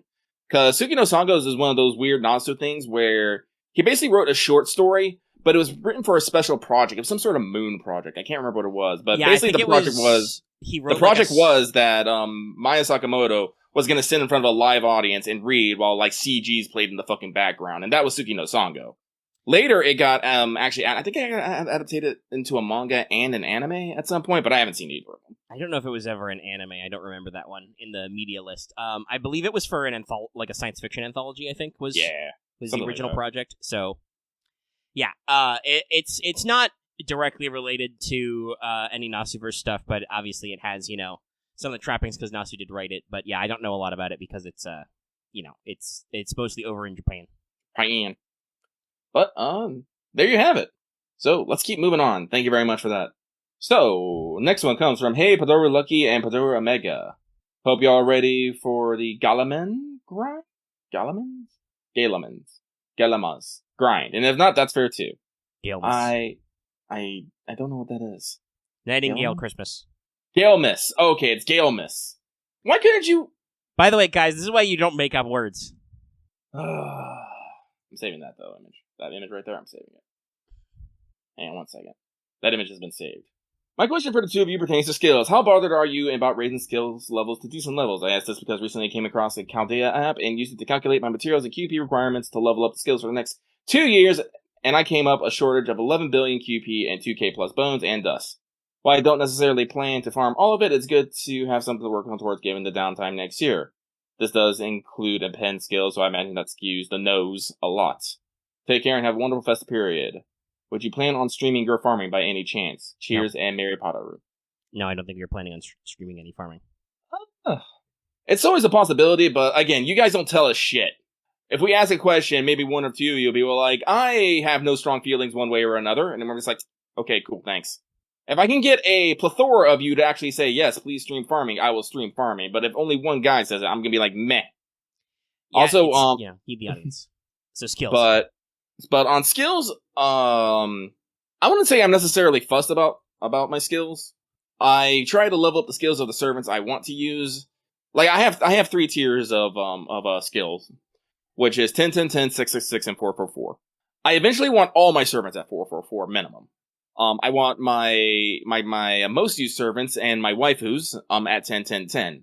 And then all servants that I use on a fairly regular basis to be at 6, 6, 6. No, that's a lie, Santa Meb. I would get like maybe 10 to 20 people. That's not a lot of people. Yeah, I mean, I think some of our random FGO streams got better views than most, but that was probably just brain integration. Yeah, when I stream FGO, sometimes that gets up to 50. But also, it wasn't all the time, and it wasn't necessarily guaranteed. No. Like, we got good responses, obviously, on the live show, but that's because that was Let's Talk FGO Live. Mm-hmm. When we do live shows on Lucky Does Farming in the background, those do good, but that's because it's kind of like a thing. It's a special treat. So, like, if I was getting, like, 50 guys on just when we do What's Up, yeah, I'd be more inclined to it. But no, we get, like, 10 to 15 on that, so... And those still do pretty decent. Like, well, decent relatively. Yeah, relatively. Like I said, they can get some legs, and they can hit, like, 200 plus views. Yeah, but, like I said, we have 3K we have 3K. If only 10 people are showing up, that is literally 1/300th of our viewership is in here watching this at any given moment. That's not a lot. Guys. Watch more streams. They are not difficult, but they are usually time consuming if we want them to be any good. So, show up or watch those VODs. That gives us the juice to keep going. But no, to actually talk about like skills as well. I have a similar thing. Like if I'm actually, using a servant at all, or I actually work with that servant and they are leveled, they are not in my backlog, I like to have them 4/4/4. Sometimes that slips because skill cookies come and go. And occasionally they slip for a long time because I don't really... If I'm not using a servant, I am not thinking about their skill levels. That's just how it is. The fact that you looked up your next skill levels for the next 2 years and you came up with ludicrous numbers, you've just told me, you've made me double down on not pre-planning any skill numbers. I don't want to know. I'll get to it when I get to it. So, obviously that means that sometimes I'm a little blindsided. I've realized that, probably because she's a ruler, requires multiple mats, I think my Samba Ketsu skills are 2/2/2. Not 4/4/4, and I'm like, I should probably round that up now that I've got some skill cookies. I've opened a few boxes. But yeah, I've gotten better about raising servants I use regularly to 6/6/6. And like Lucky said, servants I literally use all the time, or that have, I'm near and dear to me, I will go all the way to 10/10/10. Especially if they have a battery, because those usually cap out at that last level. So I'm all over that that final skill level on those guys. And I still got plenty of lures left over, So, with that, let us move on. So, this next one comes from King of Apples to 3 unloved SSRs, mean his is going to be a grind. Question: gods, that is divine spirits, are a type of nature spirit, which seems to suggest that they are in some way related to Gaia. Are gods technically nature spirits? No. I feel like some nature spirits are gods, but not all gods are nature spirits. So, I'm just double checking some notes, and there's some variations, but no, divine spirits are a separate category from nature spirits. They are all called spirit, but they are actual separate levels. Nature spirits are born from the nature of the planet, so plants, soil, gemstones, etc. They embody the will of the earth and gain power, so they are very strong. And highest levels, like the true ancestors, are said to be a higher rank than divine spirits. Keeping in mind that a divine spirit is not necessarily a capital G god anymore. This is actually clarified that eventually, gods have degraded to divine spirits, but true divine beings can be like those big boy ship guys we fight in Atlantis. So it's not quite the same level. Oh well, it's okay. So well, that's not true then. I think there might be some confusion on the wiki. So the wiki entry for divine spirits says that they are the high. It says in a single line, which has no citation, so you know that it's fake. It's not cited. That they are the highest rank of nature spirit. But the nature spirit link goes back to the spirit link, where heroic spirits and divine spirits are counted separately. And then also, there's a higher rank than divine spirits. I just talked about this is planet class spirits, true ancestors. So I think that if you've read this off the Type Moon wiki, I don't see any source citations on this, Mark. I think we've just gotten confused about our terminology. Divine spirits are characterized as being formed by the thoughts of humans and influenced by people. They are, talking about this person talking about, the counterparts in Alaya. No, I think that is divine spirits, right? Divine spirits are the opposite of nature spirits because they are created by human consciousness. A divine spirit doesn't exist as a divine spirit without some connection to humanity. Whereas, obviously, during the Age of Gods, like, supernatural god creatures exist, but it is not the same thing as a divine spirit, because divine spirit is kind of like a degradation kind of thing. But they go on to say, so that begs the question, are the beasts their counterpart in Alea? Unfortunately, because of the whole discussion, I have to unfortunately throw that out. Beasts are interesting. They are like... God, we had a whole discussion about this. Yeah. But they're not direct counterparts to divine spirits. No. We can say that. If anything, the relationship of, like... Because, again, here's the thing. Gods require humans. They are shaped by human worship, and I mean, like, divine spirits require them. We should clarify. Like, obviously, as we've seen from, like, Atlantis and stuff, the Greek gods who arrived on Earth as, spaceships or whatever, that was obviously something standalone, but their behaviors and later effects and their myths in our proper human history were shaped by their relationship with humans. Similarly, like, whatever kind of weird possession space virus stuff is going on with the, South American native deities, their forms and opinions are shaped by their interaction with human hosts, like Kets. I don't think we've got, like I said, I think we talked about this either last week or a couple weeks ago. I don't think we've gotten an origin point for, like, where the Hindu deities come from, but we do know that the Nasuverse subscribes to the theory that, actually, purported by Japanese Buddhism, that physically the Hindu gods moved to the mythological land of Japan, and acquired different names, basically. So there's a lot of, that Buddhist syncretism. So, yeah, I do not think they are directly linked, because all the fiction and the lore I have read is, like, nature spirits are kind of their own thing, and they are supposed to be separate. And I'm not really sure how... Like, I know that there's a category of earth goddesses, right? Mm-hmm. So there can be overlap in authority, but as a conceptual level, I don't see where divine spirits would overlap with nature. I guess they have authority over natural things, but they have that authority because we ascribe it to them. We say that Thunderbolts is, Zeus throwing shit, or Thor swinging his hammer, Okay. Sorry if I pause a lot. It's I'm adjusting my headset because I'm a little sweaty because I really need a haircut. Oof. So it's a little warm under these headphones. But let us keep going. Let's keep going, then. So this next one comes from that one guy who forces King Hassan into every team comp. Bruh, I'm gonna constantly make this joke forever. What's up, Lucky and Omega? Since we see KT and Romani's body in LB5, and what we know of Izmo having Anti-Pretender as an Apenska, what are your thoughts on a playable Gotia servant not being an alter ego, but like Tiamat, but a pretender? So far, Gatia has been going around and Lost Belt doing what Romani has been doing, helping people / healing people Romani done as doctor. In order to learn about the traits of humanity, he does his best to pretend to be the person whom dedicated his life as a human instead of a super powerful mage. I think it could work. Because don't pretenders basically have the Beast 1 class anyway? Like, isn't that how the class triangle works? Because they're strong against knights? I believe so. I definitely think the idea has merit. Yeah, I'm not gonna lock it in as my one true theory, but I think it could work, because that is kind of what we understand about pretenders, is the idea that, like, they accomplished heroic deeds not necessarily, like, through normal means, but by pretending so hard that they did it. Mm-hmm.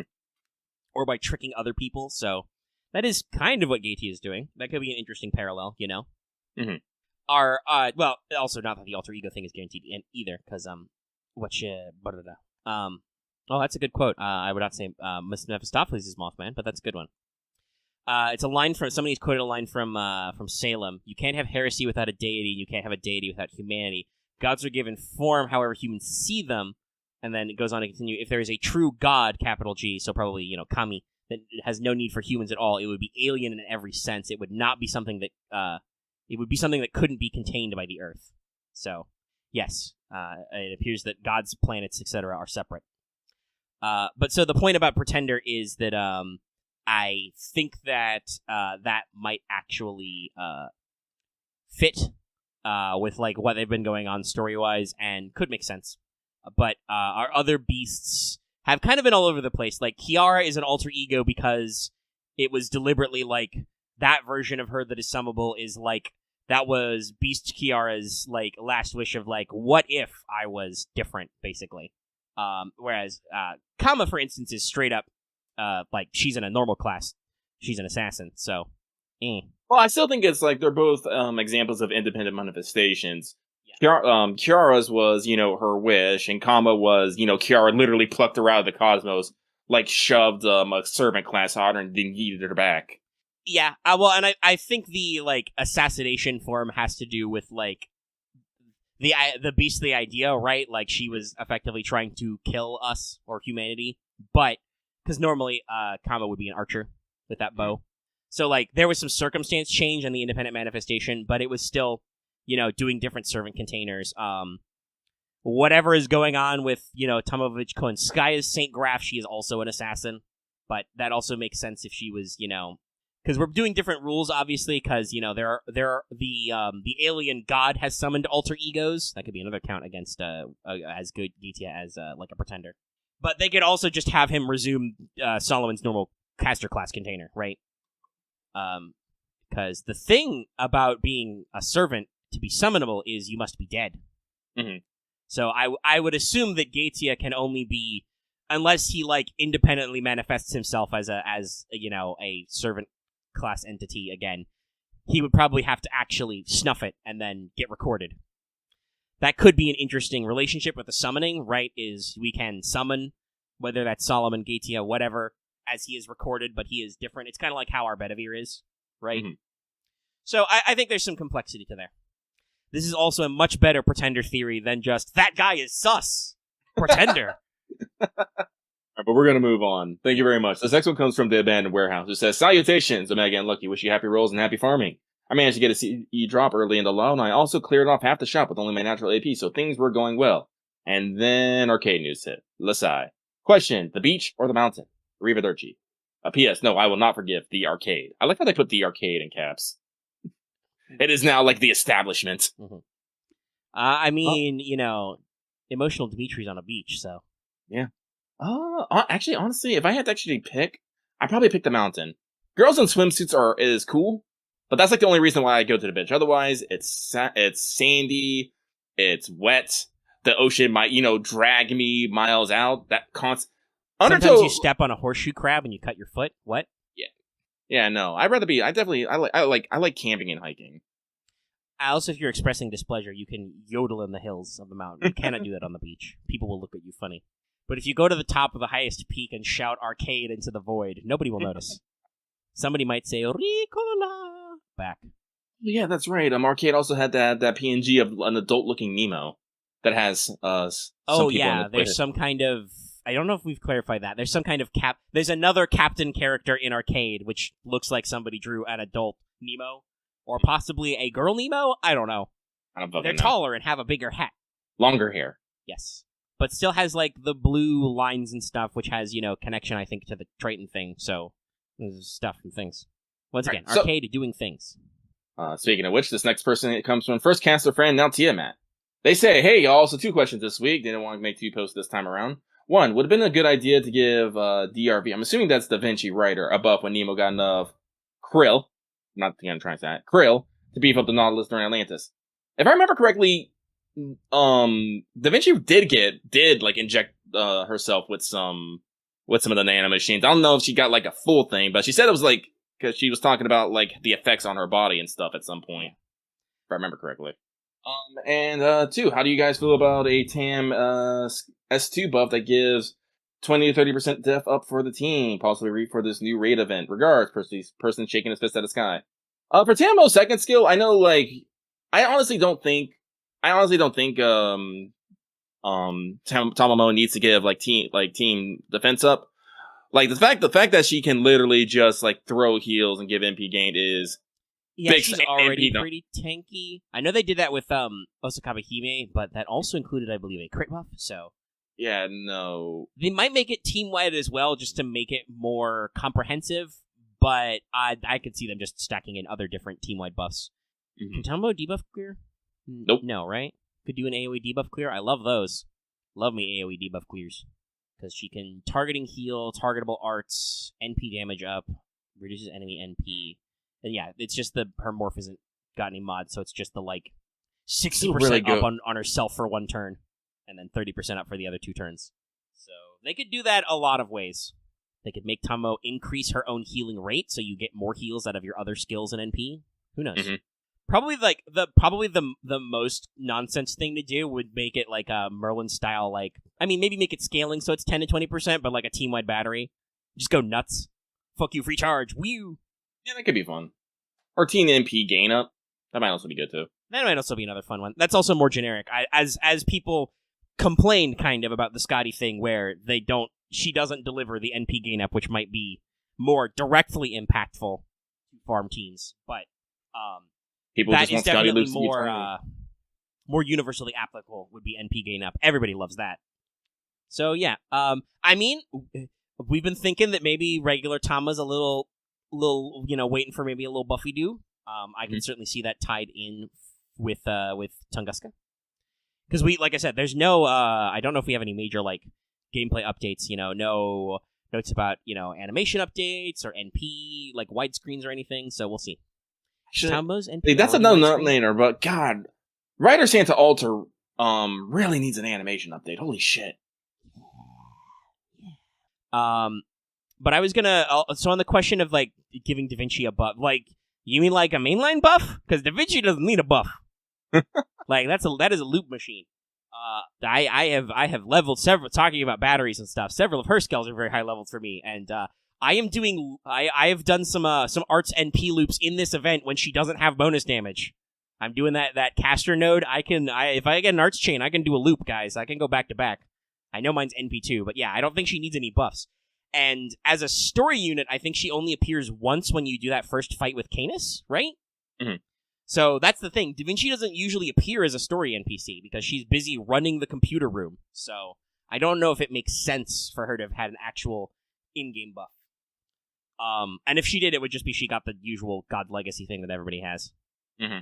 So yeah, I'm not sure about the context of this first question, but that second one, we had some speculation. So we move on, thank you very much. The next one comes from Peter McGuffins, who says, "Hello, Lucky to Mega. Recently, I rewatched FGO Babylon Episode 0, and interestingly, a scene where someone threatens Marbury in his office. First time around, I thought it'd be Lev, but no, the boots and coat, where I've seen him before. If you looked at the character design, and it's early, similar with David. If it was indeed David's, what is he trying to stop Maresbury? What are your best guesses?" I don't have any guess. The grammar in this one's kind of screwy. Yes, hello. And it may have just been because Lost Belts weren't out yet when Babylon started, but were they? Yeah, I think they were. God, what is time?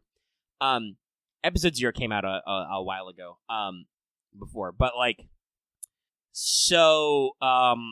but yeah, no. Congratulations, everybody made that guess when they saw that animation. It looks like David. What is he doing? I don't fucking know. We don't know anything about David. We don't know what he wants or needs. We just know he's commanding a Grand who eats dead people. That's it. That's all we got. So I really cannot speculate. I'm going to assume it has to do with genius things. It could have just been that he wondered if Marsbury's plan was going to work. Because remember, Marsbury does... Who is David? Yet no one asks, how is David? It's a good question. How is David? I don't know. He doesn't talk to anybody. But what I was saying was that, if I remember correctly, the point of that scene with Marsbury is that he basically, like, somebody comes to talk to him about, like, hey, I don't think your plan's gonna work, there's problems, and he's like, I'm so confident in my plan working, I will shoot myself right now to prove you wrong. Blam. And, we saved the world once, so the system seems sound. Now, if only you had prepped Olga Mary a little better, buddy. By the way, there is a decent amount of Olga Mary in the trailer we do for Case Files. So, yeah, I got nothing.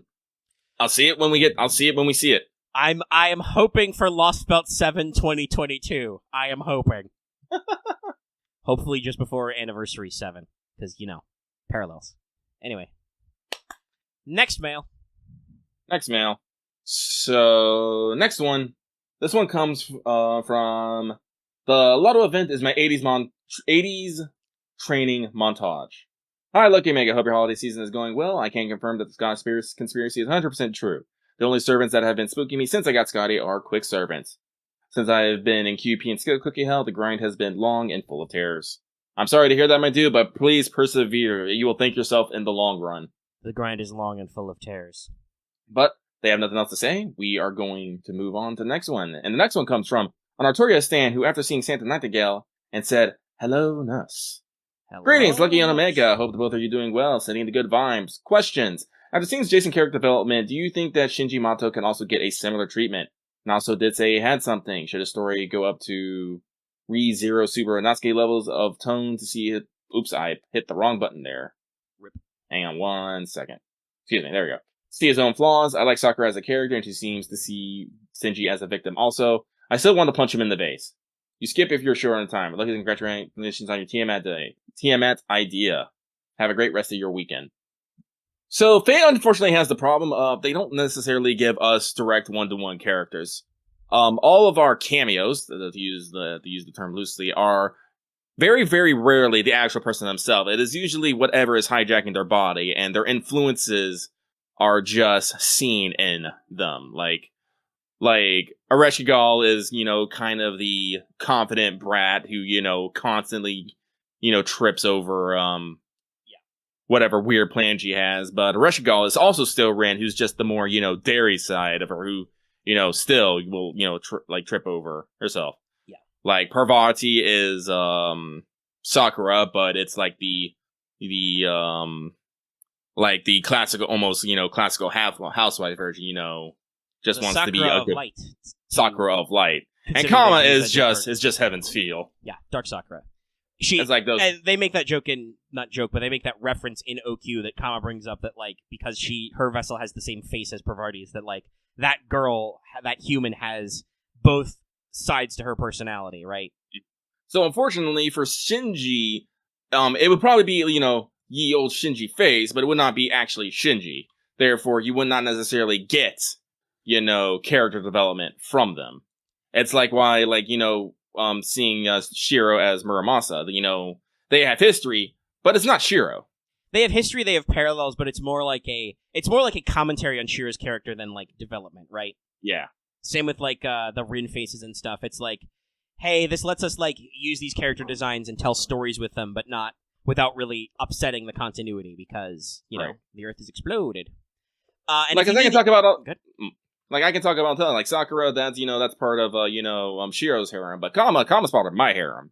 It's one of those things that lets you have your waifus, but not actually actually upset any of the pre-established character dynamics. Yes, which is very important because while nerds love their waifuism, nerds also hate it if you fuck with pre-established relationships they like. It's so true. If you fuck with ships, you're dead. But yeah, what I was gonna say was, if your question more is about like in general, I mean possibly yes, but also good fucking luck because Nasu has, I don't want to say a weird attitude, but he has a very firm stance about he doesn't personally want to really retread any of the Fate Stay Night period. He probably thinks it's been told to death because they've been like anime adaptations of everything, manga, the whole works, Mm-hmm. The project's been revamped a couple of times, gotten HD, dumped on iOS. So, like, he's still mad that fucking Moskai Yoru kind of flopped in the outset, and then it was all Tsukihime and Fate. Yeah, and the thing about Fate Stay Night is I don't think he will give it the Tsukihime remake tendency. Like, the Tsukihime remake, I think, is because Tsukihime was their first VN, and they made some missteps, and its adaptations and its expanded universe did not take off.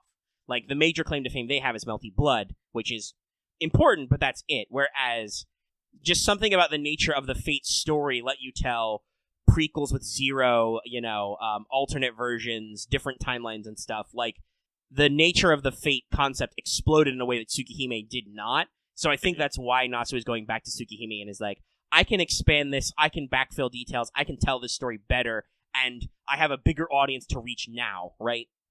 Fate Stay Night, you don't need to do that. People know that fucking story. Like I said, it's been adapted like 3 times, or at least all 3 different routes have been adapted. You have Zero as the prequel, and it's been made and adapted.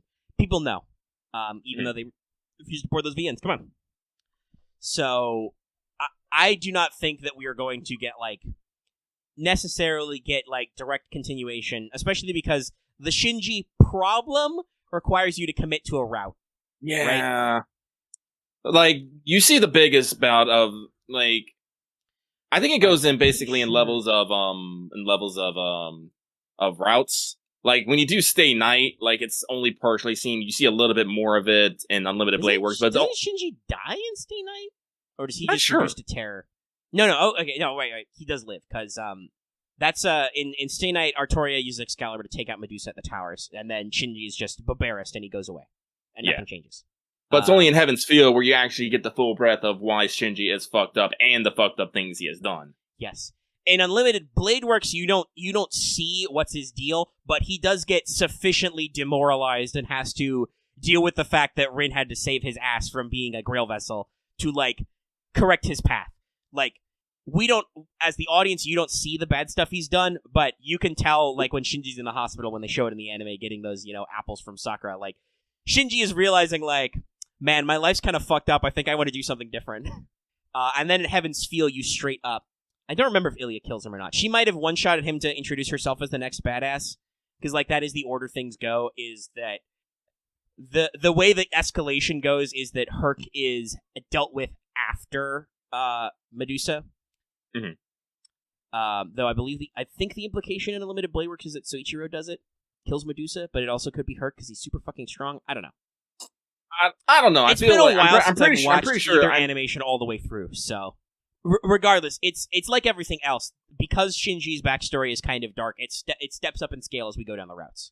So there would be probably not very much reason for Shinji to have character development in a Fate route type thing, other than just Shiro exists and, is kind of up on his high horse of, get into action and would probably, is not afraid to punch a motherfucker.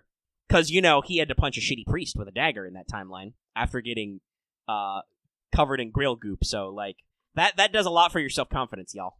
And in Unlimited Blade Works, I don't think Shinji would, you would see Shinji's character development that already occurred in the end of that route because he would probably be a different person because of his experience. And then, Heaven's Feel. I don't even know.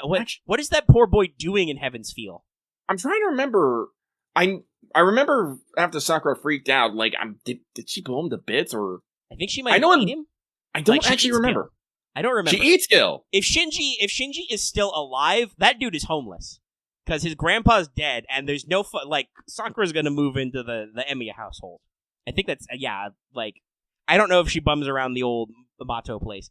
But it's the joke is in certain continuities, like in Hollow Ataraxia, is that, even if Zoken lives, Sakura runs that household now in, the gag version, too, so...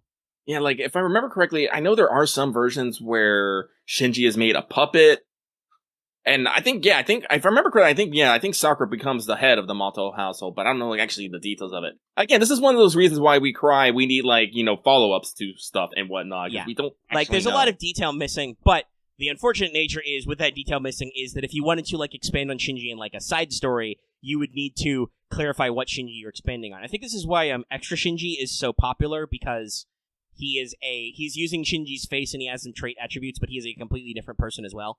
Mm-hmm. Just like how Extra Rin is completely different. So, I think there's some wiggle room for some stuff, but I would not stay up at night for it, Mm-hmm. I would say that for FGO anyway, Shinji is definitely on our short list of FSN characters who need some kind of cameo, though. Like, we got to fucking blow up Zoken. Mhm. We have our main characters, I think, are all summonable. Several of our villains from Fate Stay Night are summonable. Actually, I think effectively all of them, other than Zoken, obviously, because who the fuck would want to, you know?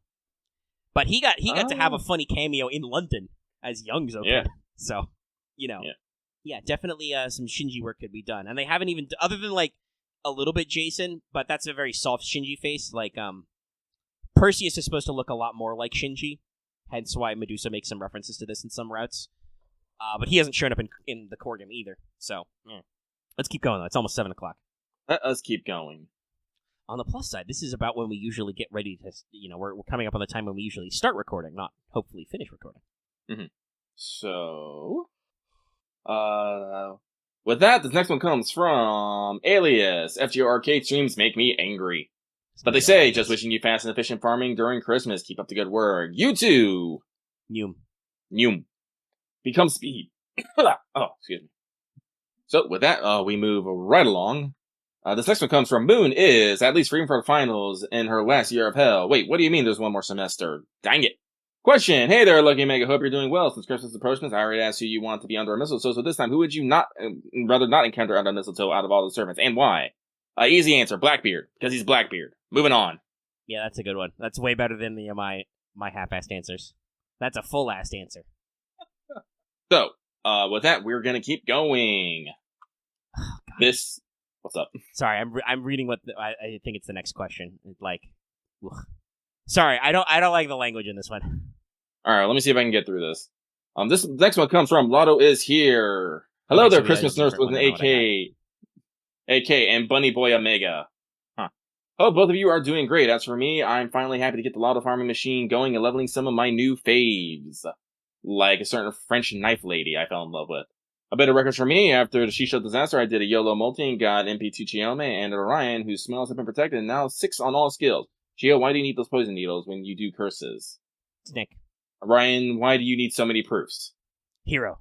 Other than that, life is pretty. Might soon travel outside the country for the first time ever, so that's exciting, but we'll see how it goes with the whole thing, you know, the thing, what's still alive, you kicking sadly.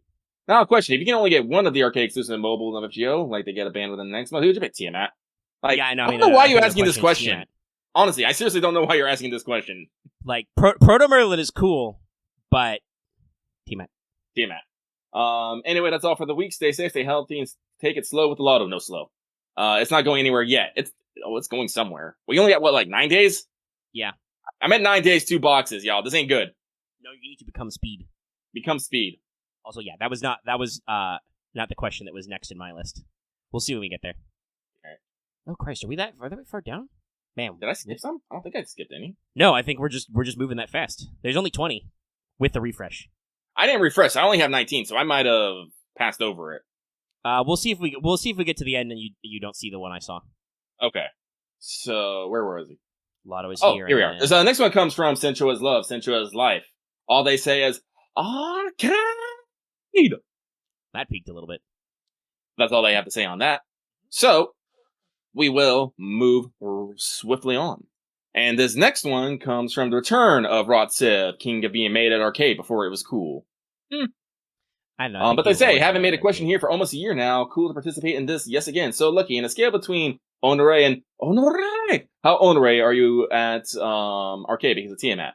Do you have hope at all that she will still come to mobile reasonably soon, or do you feel that the chances are shot to hell showing up in the nearest future? Thank you for your time. So on a scale of Honore to Honore, I'm Honore. Like, I'm mad. Like, I'm mad, but I'm not fucking... I'm mad and devastated, but not mad because... Things. Shit. So, unfortunately for FGO and FGRK, at no point can I actually say anything is off the table because, from as far as I understand, there has never been any sort of language or determination that Arcade has said this servant is exclusive to Arcade. I don't think they've ever used any sort of terminology like that before. Yeah, I don't think any. I believe if that language was ever used, we would know about it because somebody on the internet would be yelling about it in big red letters. Yeah. Like, so the fact that they have not, like, specifically determined that such servants are exclusively exclusive to Arcade means that there's always a chance that they'll be brought over at some point in time. What that timeline is, I have no fucking idea. Like, this could just be like literally a delayed release so that Arcade can suck up some big butts, generate excitement, and prep things. Because like, you never know. Like I said, New Year's is coming. anniversary is coming. Yeah, like 7 years. Like 7 years. Tiamat, big names like Tiamat, Solomon, Gatia. Those are things that people would probably want to see at anniversary or New Year's. I think it's too soon for New Year's. Probably not. I don't think you said this on mic, but a while ago you said that you think that the upcoming releases are going to be pretty spicy because they've doubled down on the new data mining rule. Oh yeah, they're really trying to keep some stuff close to the vest. So, I concur with that sentiment. Like, they're really trying to tamp down on the leaks and spoilers. So I think we're gonna have whether it's an old character like a Muramasa tier or if it's like an expanded one. But personally, depending on how Tunguska goes, would not be shocked about Rasputin, guys. Like, could be Rasputin, could be Gatia, could be Solomon. Because if I remember correctly, I do believe at their New Year's stream, I do believe they have the voice actor for Solomon showing up. If I remember correctly. Yes, and we talked about how the Tunguska event is parallel with the Solomon release date, right? It's so things are afoot, and we'll see how complex they are. Mm-hmm. So the chance is not zero. But like I said, like, I kind of shrug. Like, I can't. Like, unfortunately, this is one of these things. I can only speculate on the information I'm given, and unfortunately, I don't have a lot of information. No. Like, I can't, like, if I had, like, numbers of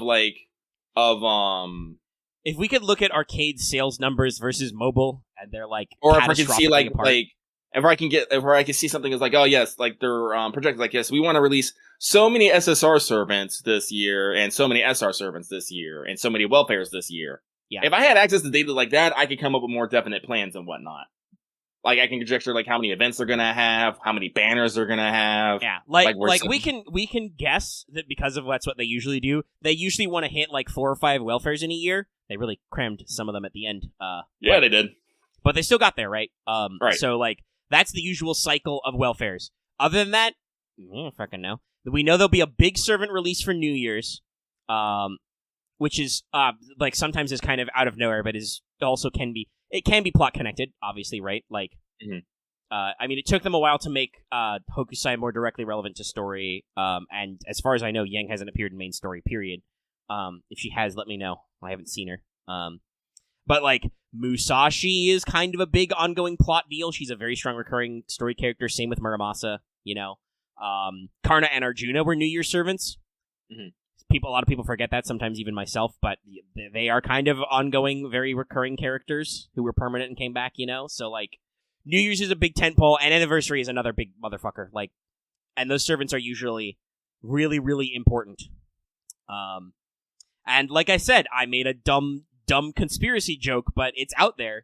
This will be 7 years, 7 chapters, Anniversary Tiamat. You could also make this conspiracy theory about literally anything, though. But I'm just saying, like, they have all the excuses they need to do literally anything. We could get a fucking, like, Arcade could do their version of Solomon around Golden Week, which would be a great time to do it. Do also the Arcade collab at the same time in mainline FGO. Like, we don't fucking know. This is what Lucky is saying. We don't know. We don't know behind closed doors what people are doing. So we can only wildly speculate randomly. But yeah. So on mine, I only have 2 left. So, so this next one comes from, oh, it's you. They say, you might not know who I am, but I have an important message for Lucky. You're the best around. Nothing's gonna ever keep you down. End of message. This is this one was very funny to me because of the whatchamacallit, the 80s training montage joke earlier. Montage comment earlier. I was like, You're the best around. Nothing's gonna keep you down. Mm-hmm. Well, thank you. I appreciate your words of encouragement and support, and they give me life, much like your money did the other day. Sweet life-affirming money juice. Oh yeah, by the way, guys, fun fact, the money that I used to buy those cards came completely out of my PayPal account, because the guy only wanted to accept PayPal, and the only money in that was from the Patreon money that month. So the Patreon bucks bought me Tiamat cards. Yes, that is where your this is a business expense I believe the audience will be okay with. Your money directly, it went to Patreon, it went to me, it went to Lucky, and then it went to a guy selling Tiamats. This was money I was planning to save for, big banners in the future. I was planning on doing roll videos and stuff, but no, my plans have been bamboozled by spontaneous merch buys. Do a Tiamat unboxing video. Just open the fucking package. I won't go do for that. it. Sometimes those do better than I think they will. Maybe I'll show them off. Maybe show off some detail and stuff. I don't know. I'll try to generate some content off of them. Yeah. When they get here, January 18th. It's gonna be a minute, guys. International shipping. Please, Poseidon. I think I need to go give an offering to Poseidon and bless this ship's voyage. When I talked about that, by the way, I glanced up at the top of my desk where my, Millennium Puzzle is sitting, which took several months to ship after being pre-ordered because it was international. But this last one for me comes from Agent 418, who says, "Hello, Lucky and Omega. I wanted to ask a question, but with Arcade waking up and choosing violence, I can't. P.S. I'll never forgive Arcade. Boot." That is very interesting. I wonder if that person then... No, I still see it. So you skipped the one I saw, because this is the one I thought was late. Somebody tucked in something else that got added. It's really weird. Yeah, I don't see it, no. Because I see 20, but the one we're missing is one that says it's from 4 days ago? Weird. If you want to scroll up and, look for it, like I said, I literally person, I can see your comment. I am reading it. I do not like the language you have used. I do not know if we would actually read this out loud. We probably would, but you never know with us. But yeah, we got I'm trying to see. I feel like it was 19, and then it was 20. But I don't even know who posted the new one. Oh, there it is. I see one. Okay, that got mixed in. So we may or may not be missing a couple. I don't know. I don't know anymore. I'm not going to think too hard about this, because I do actually want to try and get this out to people quicker rather than later. Yeah. We are just over 2 hours now. It's not even 7 p.m. technically, so we may actually get this turned around in a decent amount of time. By we, I mean me. Sorry, Lucky's still playing Final Fantasy 14. I just killed myself because I'm an idiot. That was the gasp. Oh no. Oh no. I'm a fool. Anyway, so that is that for this week's Let's Talk FGO mailbag. So I do believe that the only things left is Free Talk, and the only thing in Free Talk is Quithmas. Christmas Carol First Impressions. With me. Though now that we are at Free Talk, I would like to make good on a threat I made yesterday. What? Hey Loth, how you doing? Robin, please timestamp this. Yes, the Loth timestamp moment. Thank you. Why if you don't get that, again? I made fun of Loth for not listening to us. Ah. And so I was like, Loth, I'm gonna leave a little secret message just for you in the episode, and I'm gonna tell Robin to timestamp it, and I'm gonna see if you get it. So now we wait. The torpedo is fired. We will wait. But yeah, Chrimbo talk. Chrimbo talk. Why do we call it Chrimbo, by the way? I don't know. That's a short version I've seen going around. I may even have started it. I don't know. This is one of those things. I know what Chrimbo means. I know when people talking about Chrimbo, where it originated from, or I know what it means. I know it originated, on the internet, but I don't know, man. Well, it's people saying a YouTube video for a song by Bo Selecta called "Proper Chrimbo," which appears to be Christmas themed. A 2004 song by Lee Francis. So I think it's just an old school meme that got in the popular consciousness. Yes, Chrimbo, a slang word for Christmas, posted December 20th, 2003 to Urban Dictionary. Yeah, so I think it's just old internet jargon. That just saw resurgence. Okay. That's how it be sometimes. People just remember, Remember the Chrimbo. But, so, I was actually thinking about this a little bit. I feel a little bit sorry for Christmas, because out of all the events that we have, I feel like Christmas, just in general, is the one that doesn't get the most quote-unquote love put into it. You do get a welfare, but, consider this. It doesn't get a map. It usually only has one banner, maybe one new servant on it. I mean, usually those servants are pretty good. Ishtar and Aresh were both Christmas releases. But you are right that outside of certain circumstances, Christmas is just kind of there. There's a reason why Merry Christmas from the Underworld is in main interlude now. It's kind of a big deal, and it was really good. Mm-hmm.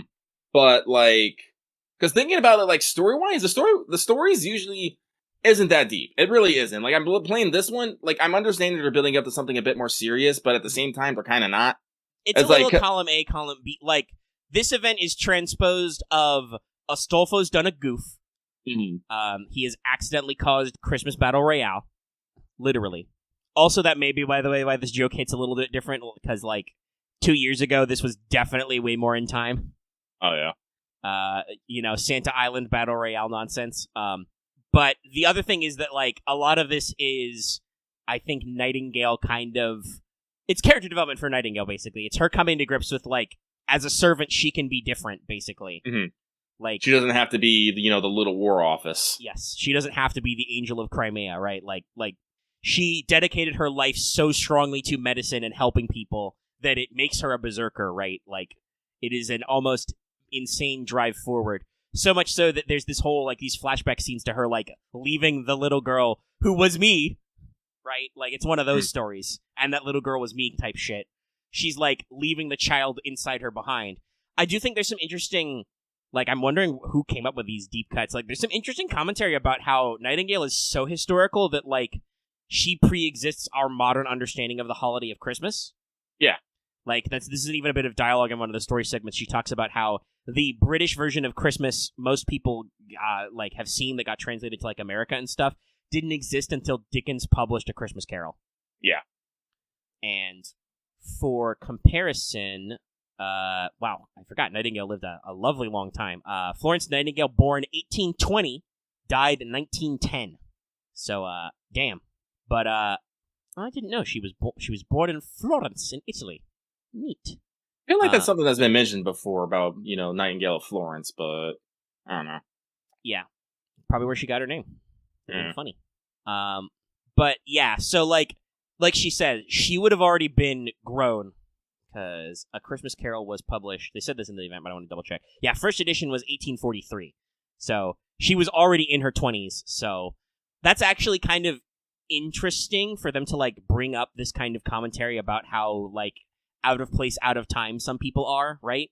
And it, like, Nightingale gets to have kind of this funny moment of, like, I think the idea is her, like, recapturing her childhood and, like, being able to let loose a little and kind of get out there. We make some Mary Poppins jokes and stuff, right? I think didn't they literally make a Mary Poppins joke? Yeah, I believe so. Literally, Mary Poppins is referenced. I mean, that's my server side name right now is Omega Poppins, y'all. I'm Lucy. That's an entirely different in-joke. The patrons definitely know this, but I have a very rapid-fire style of typing, and usually I edit past myself and I catch typos. Sometimes I post the typos anyway after I see them because I think it's funnier. This includes the Lucy. I was typing something about Lucky, and I just left the K off, and I fixed it, and then I was like, I almost typed Lucy, so just, here you go, guys. I ran with that. We like that. What was the dumb joke I made in Mod Channel a while ago? It was like last week. What was it? I mean, it's probably still in Mod Channel. It's somewhere in there. Hang on, it was... Flipping it past the secret. Hashtag swoon. Yeah, hashtag swoon. I'll be there, swoon. Yes, and then you were like, soon even. Because you do the other thing. You'll just finish your fucking thought, especially if you're on mobile, and then you'll be like, nope, I meant the other word. and then I was like, hashtag swoon, a meme only for Mod Channel. We have fun here. But yeah, I think you're right in that this is, like Christmas is not hard-hitting, right? No. Like, yeah. I mean, Christmas can be hard-hitting. Usually they do have to try to have some good story in it because, like, with John Alter and all that stuff, they usually have a good focus on one character, usually your welfare, but that's about it. Yeah. Like, and honestly, that's not what they did in Ketsmas. That was more about Bradamante than anything. So it's like they usually, like, I won't say it's bad writing, because no, the stories are still pretty good, but the stories are still light. It's very simple, and it's about 50-50. Like, it's 50% actually telling the story of, like, Nightingale, like, growing as a person and possibly dealing with, because part of this is because Astolfo is a saber now, and he's trying to be even cooler. He is imagining getting head pats. Astolfo knows what's up. Great expressions, by the way. Love him as the shopkeep. But it's definitely, like, the other 50% of this is hard jokes. They brought back Darius 3, and then they have Jolter running around behind this whole thing in this giant chain of events on the elephant, and just, like, why? Because it's funny, right? I mean, I laughed when Jolter was all like, hell yeah, that sounds awesome, when Darius was like, hitched a thumb at the elephant. I was like, yes. Bonding. Because, we find Jolter taken over by the Santification virus and trying to, become Santa herself. And then after she gets shot full of needles, she's like, what the fuck was I doing? And then I do like the semi-continuity that, like, we keep bringing back previous Santas, right? Like, oh yeah, no, like Christmas, like summer is now a thing, and Goldorf is now just starting to see it, and it's blowing his mind a little bit. Gordy Claus. Oh, I still think that's my favorite line so far from the event. I love it. Yeah. Like much like him realizing that summer is a thing, like realizing that we have to deal with this bullshit every Christmas. I hope Goldorf has some fucking lines when we get to the Return of the Liz trilogy in Halloween. Oh, I do too. God, I hope so. I hope he realizes, like, wait, you have to put up with what? Like, honestly, like, having the regular dude perspective is just like, because Da Vinci is just like, hey, from the records, I know that Christmas gets fucking weird, so you guys just sit on standby, and Goldorf is just like, what? Yeah, she's basically like, yes, it's Christmas time, we've got servants cooking and everything. No, master, you guys sit back and chillax, okay? Like, we know something's gonna... Da Vinci's like, I know something's gonna fucking happen, don't do anything. And then she calls us up, and she's like, yeah, no, all of our servants are being dropped on this island, and they're fighting. What could it mean? It's like, this one I do at least like I said, like, we've had a few years of Christmas. I think this is our fifth one overall, right? Yeah, this is 5. So, like, there's some funny continuity you could get in there. Fucking Santa Island Mask returns. Jolter is hanging out with her friends, the daycare crew, Jolter Santa, I should say, We get the joke about regular Jolter and Santa Alter hanging out because that's where we kind of got that, like, lead up to, like, playable Jolter coming out, right? Mm-hmm. I did notice the slip. Jolter almost called her little sister. He was like, wait, no, my other me. The brainwashing continues. Yes, no. We've got a lot of meta context, but Altera and Samba Cats, arguably some of our more like Santa-like Santas, actually, like, trying to talk about spreading joy and stuff. And then I think it was a positive moment when Nightingale is like, no, yeah, I am Santa. I'm going to bring, good Christmas cheer to good little boys. Let's go. And you're like, I knew you was Santa the whole time.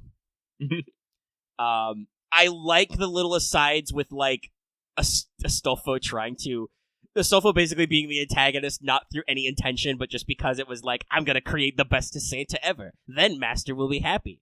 I will receive head pats. And Bradamante is just like, this is going to go horribly wrong. And Bradamante herself being a Christmas debut, it's interesting, but like you said, I don't think the story is a super deep cut either. It's just, I think though it's good. Like, I've heard a lot of people actually saying they're glad that these events got switched, because after Atlantis, which how many hours did we spend on those two shows? Like 10? Yeah, that's a lot. Like, after Atlantis, this is a nice wind down, right? And I'll say that especially for farming. Event farming, and this is a breeze. Oh my god. Like I talked about earlier, I did the caster node where I use my writer Da Vinci, even though she's not a bonus servant, and I still do, loops on some of the levels. Like, this is nice. It seems like it's pretty simple and straightforward. You just farm nodes, get currency, you wait for them to unlock. The time gating, as always, is a little, just like, okay, guys, come on. I wanna pick this up and get my best nodes, but whatever, right? It's a thing. It happens. But the story, I think, is a nice wind down. It's a nice softball. Could it be a little punchier? Probably. Mm-hmm.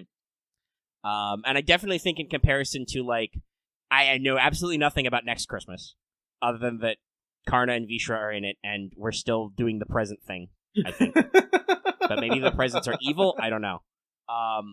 So I'm actually mid-story in FGO right now, and I just got to the part where Samba Cats is just like, oh, I wish I could got Swimsuit Martha and Astray here, and I'm just like, about to answer, I'd rather fence an army from the Demon Rail than all 5 of you at once. Are you kidding me? Jesus. Also, that's funny because I mentioned this in the pregame. Those two are the last Special Santa Box quest. That comes back around. I love it. Like, there's a lot of good attention to detail. I kind of like this mechanic of, like, these extra quests for mats opening up based on everybody's box achievements, and it didn't open right away. I actually did the story stuff, and, like, I at one point had the number of everybody's boxes was 19 on my screen. Oh wow! Like that. So, like, watching that, like, balloon up is actually kind of neat. It's it's like a raid, except there's no pressure on me, right? Because it's other people's boxes and my own boxes. I've opened some boxes, you know?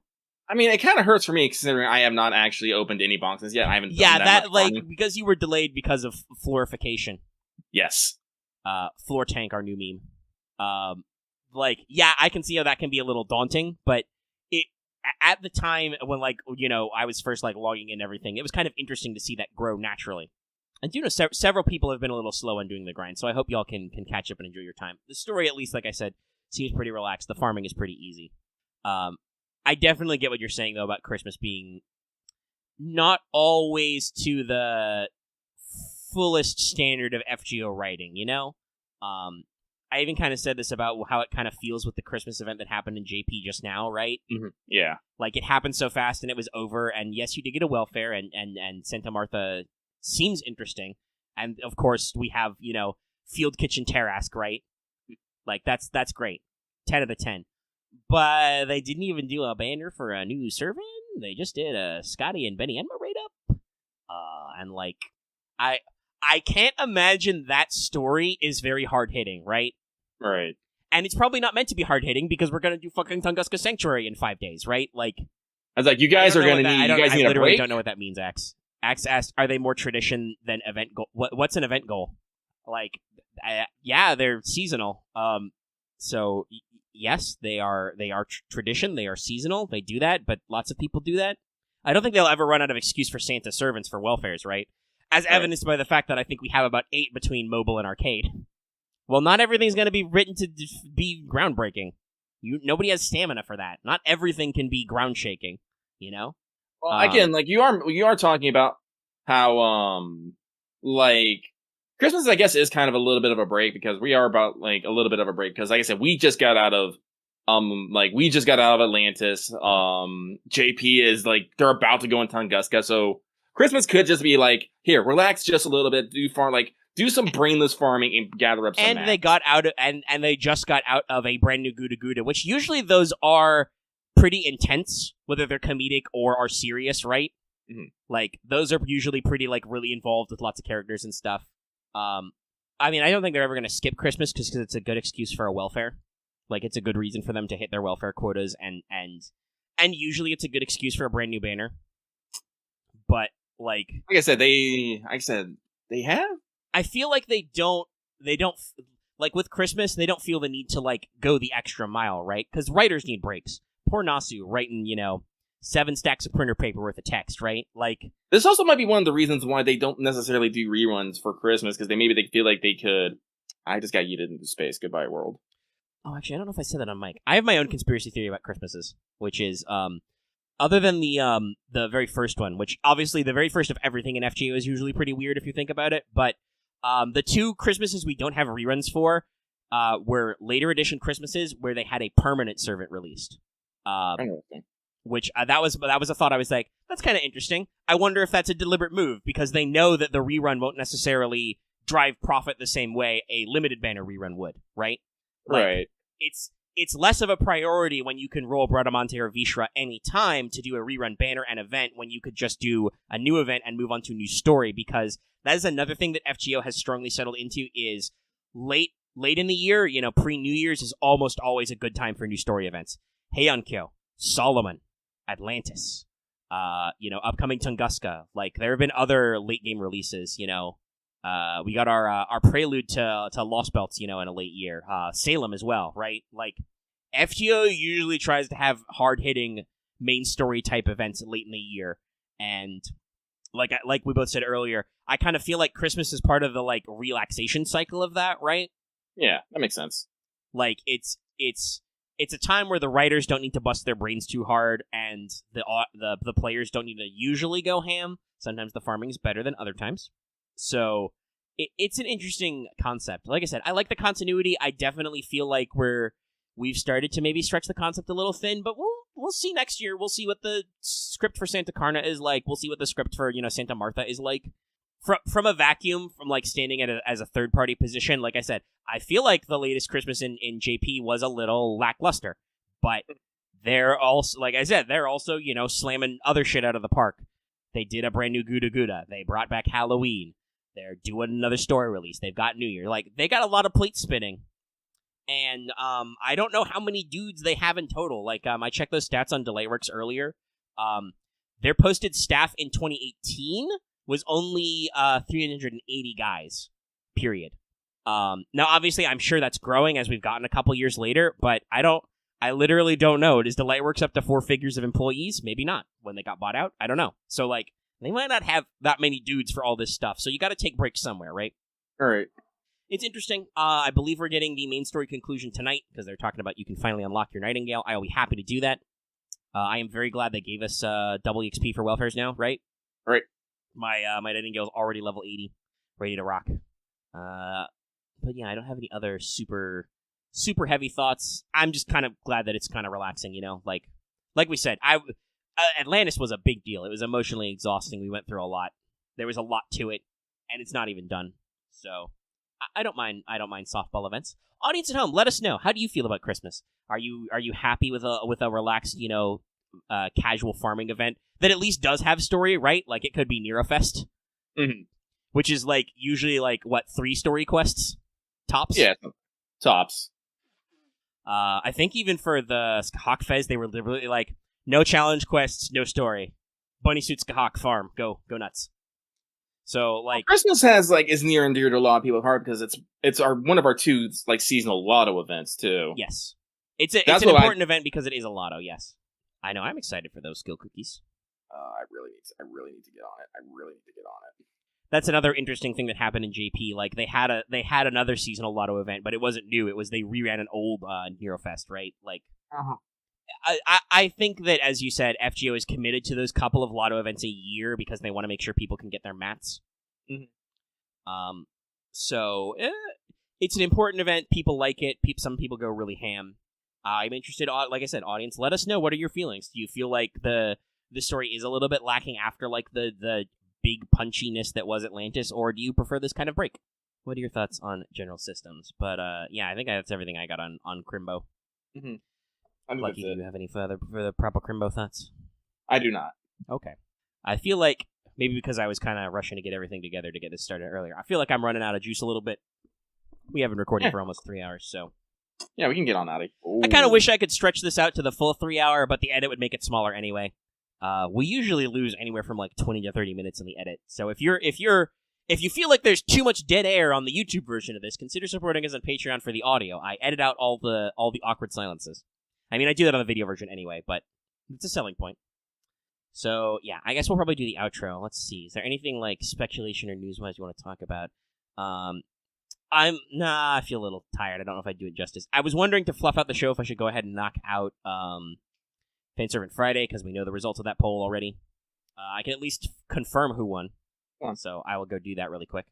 Our Teach Me subject is we're going to talk about Sion and Melty Blood. I think that'll actually be relevant these days. They're announcing that DLC. People are wondering if Sion's going to be a playable character in the new Melty. So we'll see, but I will double-check the poll, but I'm pretty sure I know exactly who it was. Yes, indeed. The poll ended December 17th. It was, in fact, Nausicaa, with 58%. I kind of figured people would be about that stuff. I think I might be able to slap together a Russian or Eastern European theme for next month. That might be fun. Could be fun. We'll see what happens exactly. But yeah, so that'll be Nausicaa next time, I think. Because like I said, I'm just, doing a lot of talking, kind of running kind of high energy to get all this stuff out there. So I'm running out of juice a little bit. Gonna go do the edit. So I think we will wind down. Next week, obviously, make sure to tune in again because the Tunguska event will actually have dropped. So we'll be able to talk about those new servants. Are they limited? Are they permanent? What do they do? Any other stuff like that. We probably won't know because we'll be recording next, like I said. If everything goes according to plan, we'll be recording Let's Talk FGO next on the 24th, Christmas Eve. So it will come out live to people on Christmas. I don't think that's only like 4 days. That'll be enough for like the first, I think, couple of reads maybe to be over. But it would, if there is a part 2 banner, it would not be long enough. And who knows, part 2 banner might just be New Year's. So we will not have any details on all of that. And remember, next week's show is our last show recorded in this calendar year. As much as I would love to get the news about the New Year's thing out to you guys directly when it happens, I mentioned this earlier, I am going to have family over from like the 30th through that weekend, so the New Year's weekend. I'm going to have a shitload of family over. We haven't seen each other in person in years altogether because of the Backstreet Boys reunion tour. So I'm just going to be slam jammed. There's going to be too many people in my house. They're going to expect me to lounge around on couches and talk to people like a normal human who's functional, There. And just, also there'll be people, sleeping in rooms and stuff. So it just won't be practical for me to record. I don't know if, Lucky will feel like maybe doing people yelling about farming or stuff. I don't know if there's something going on. I think we should be getting a Benny Enma rerun, I believe. Yes. So, I don't know. It's up to Lucky if he wants to, stream at y'all and yell about brand new New Year's news right when it comes out, but I'm sure we'll be covering it in full in the 7th, and since it'll be mostly JP news, If there's anything groundbreaking, I'll quietly steal away in the middle of the night and, shoot a news desk. But I do not know if we'll be able to do, regular recording times and stuff where I'm locked up in here for a couple hours. So, yeah, just keeping you apprised. As far as I know, like I said, there will be a Let's Talk FGO next week, recorded on the 24th. There should be a What's Up in the afternoon/evening as well on Christmas Day, because we both don't have any, Christmas evening plans. But, again, don't know for sure. We'll see what happens. So, yeah, that's all the news to look forward to. Obviously, guys, get your GSSR bingo cards out now. Oh, wait, you've already done it. But if you haven't, GSSR is coming up, so consider your bingo card. Let's see. Is there anything else soon to come up with FGO? I think that's about it. That's probably about it. New Year's will obviously be a big deal. There's the GSSR Lucky Bag as well. Yang Banner, if y'all are up for that. I'll probably take a couple swings because I've got a big track record with Team Tentacle. That's me, Grands and Tentacles. Thumbs up. Now make a Grand Tentacle jokes in there somewhere. Sorry, it's warm in here. I need to open a window. The temperature is dropping. It's dark outside. But yeah, with all that out of the way, I will just do the outro and we'll get on out of here. Alrighty. We'll end this art stall. I will activate my noble phantasm. Outro.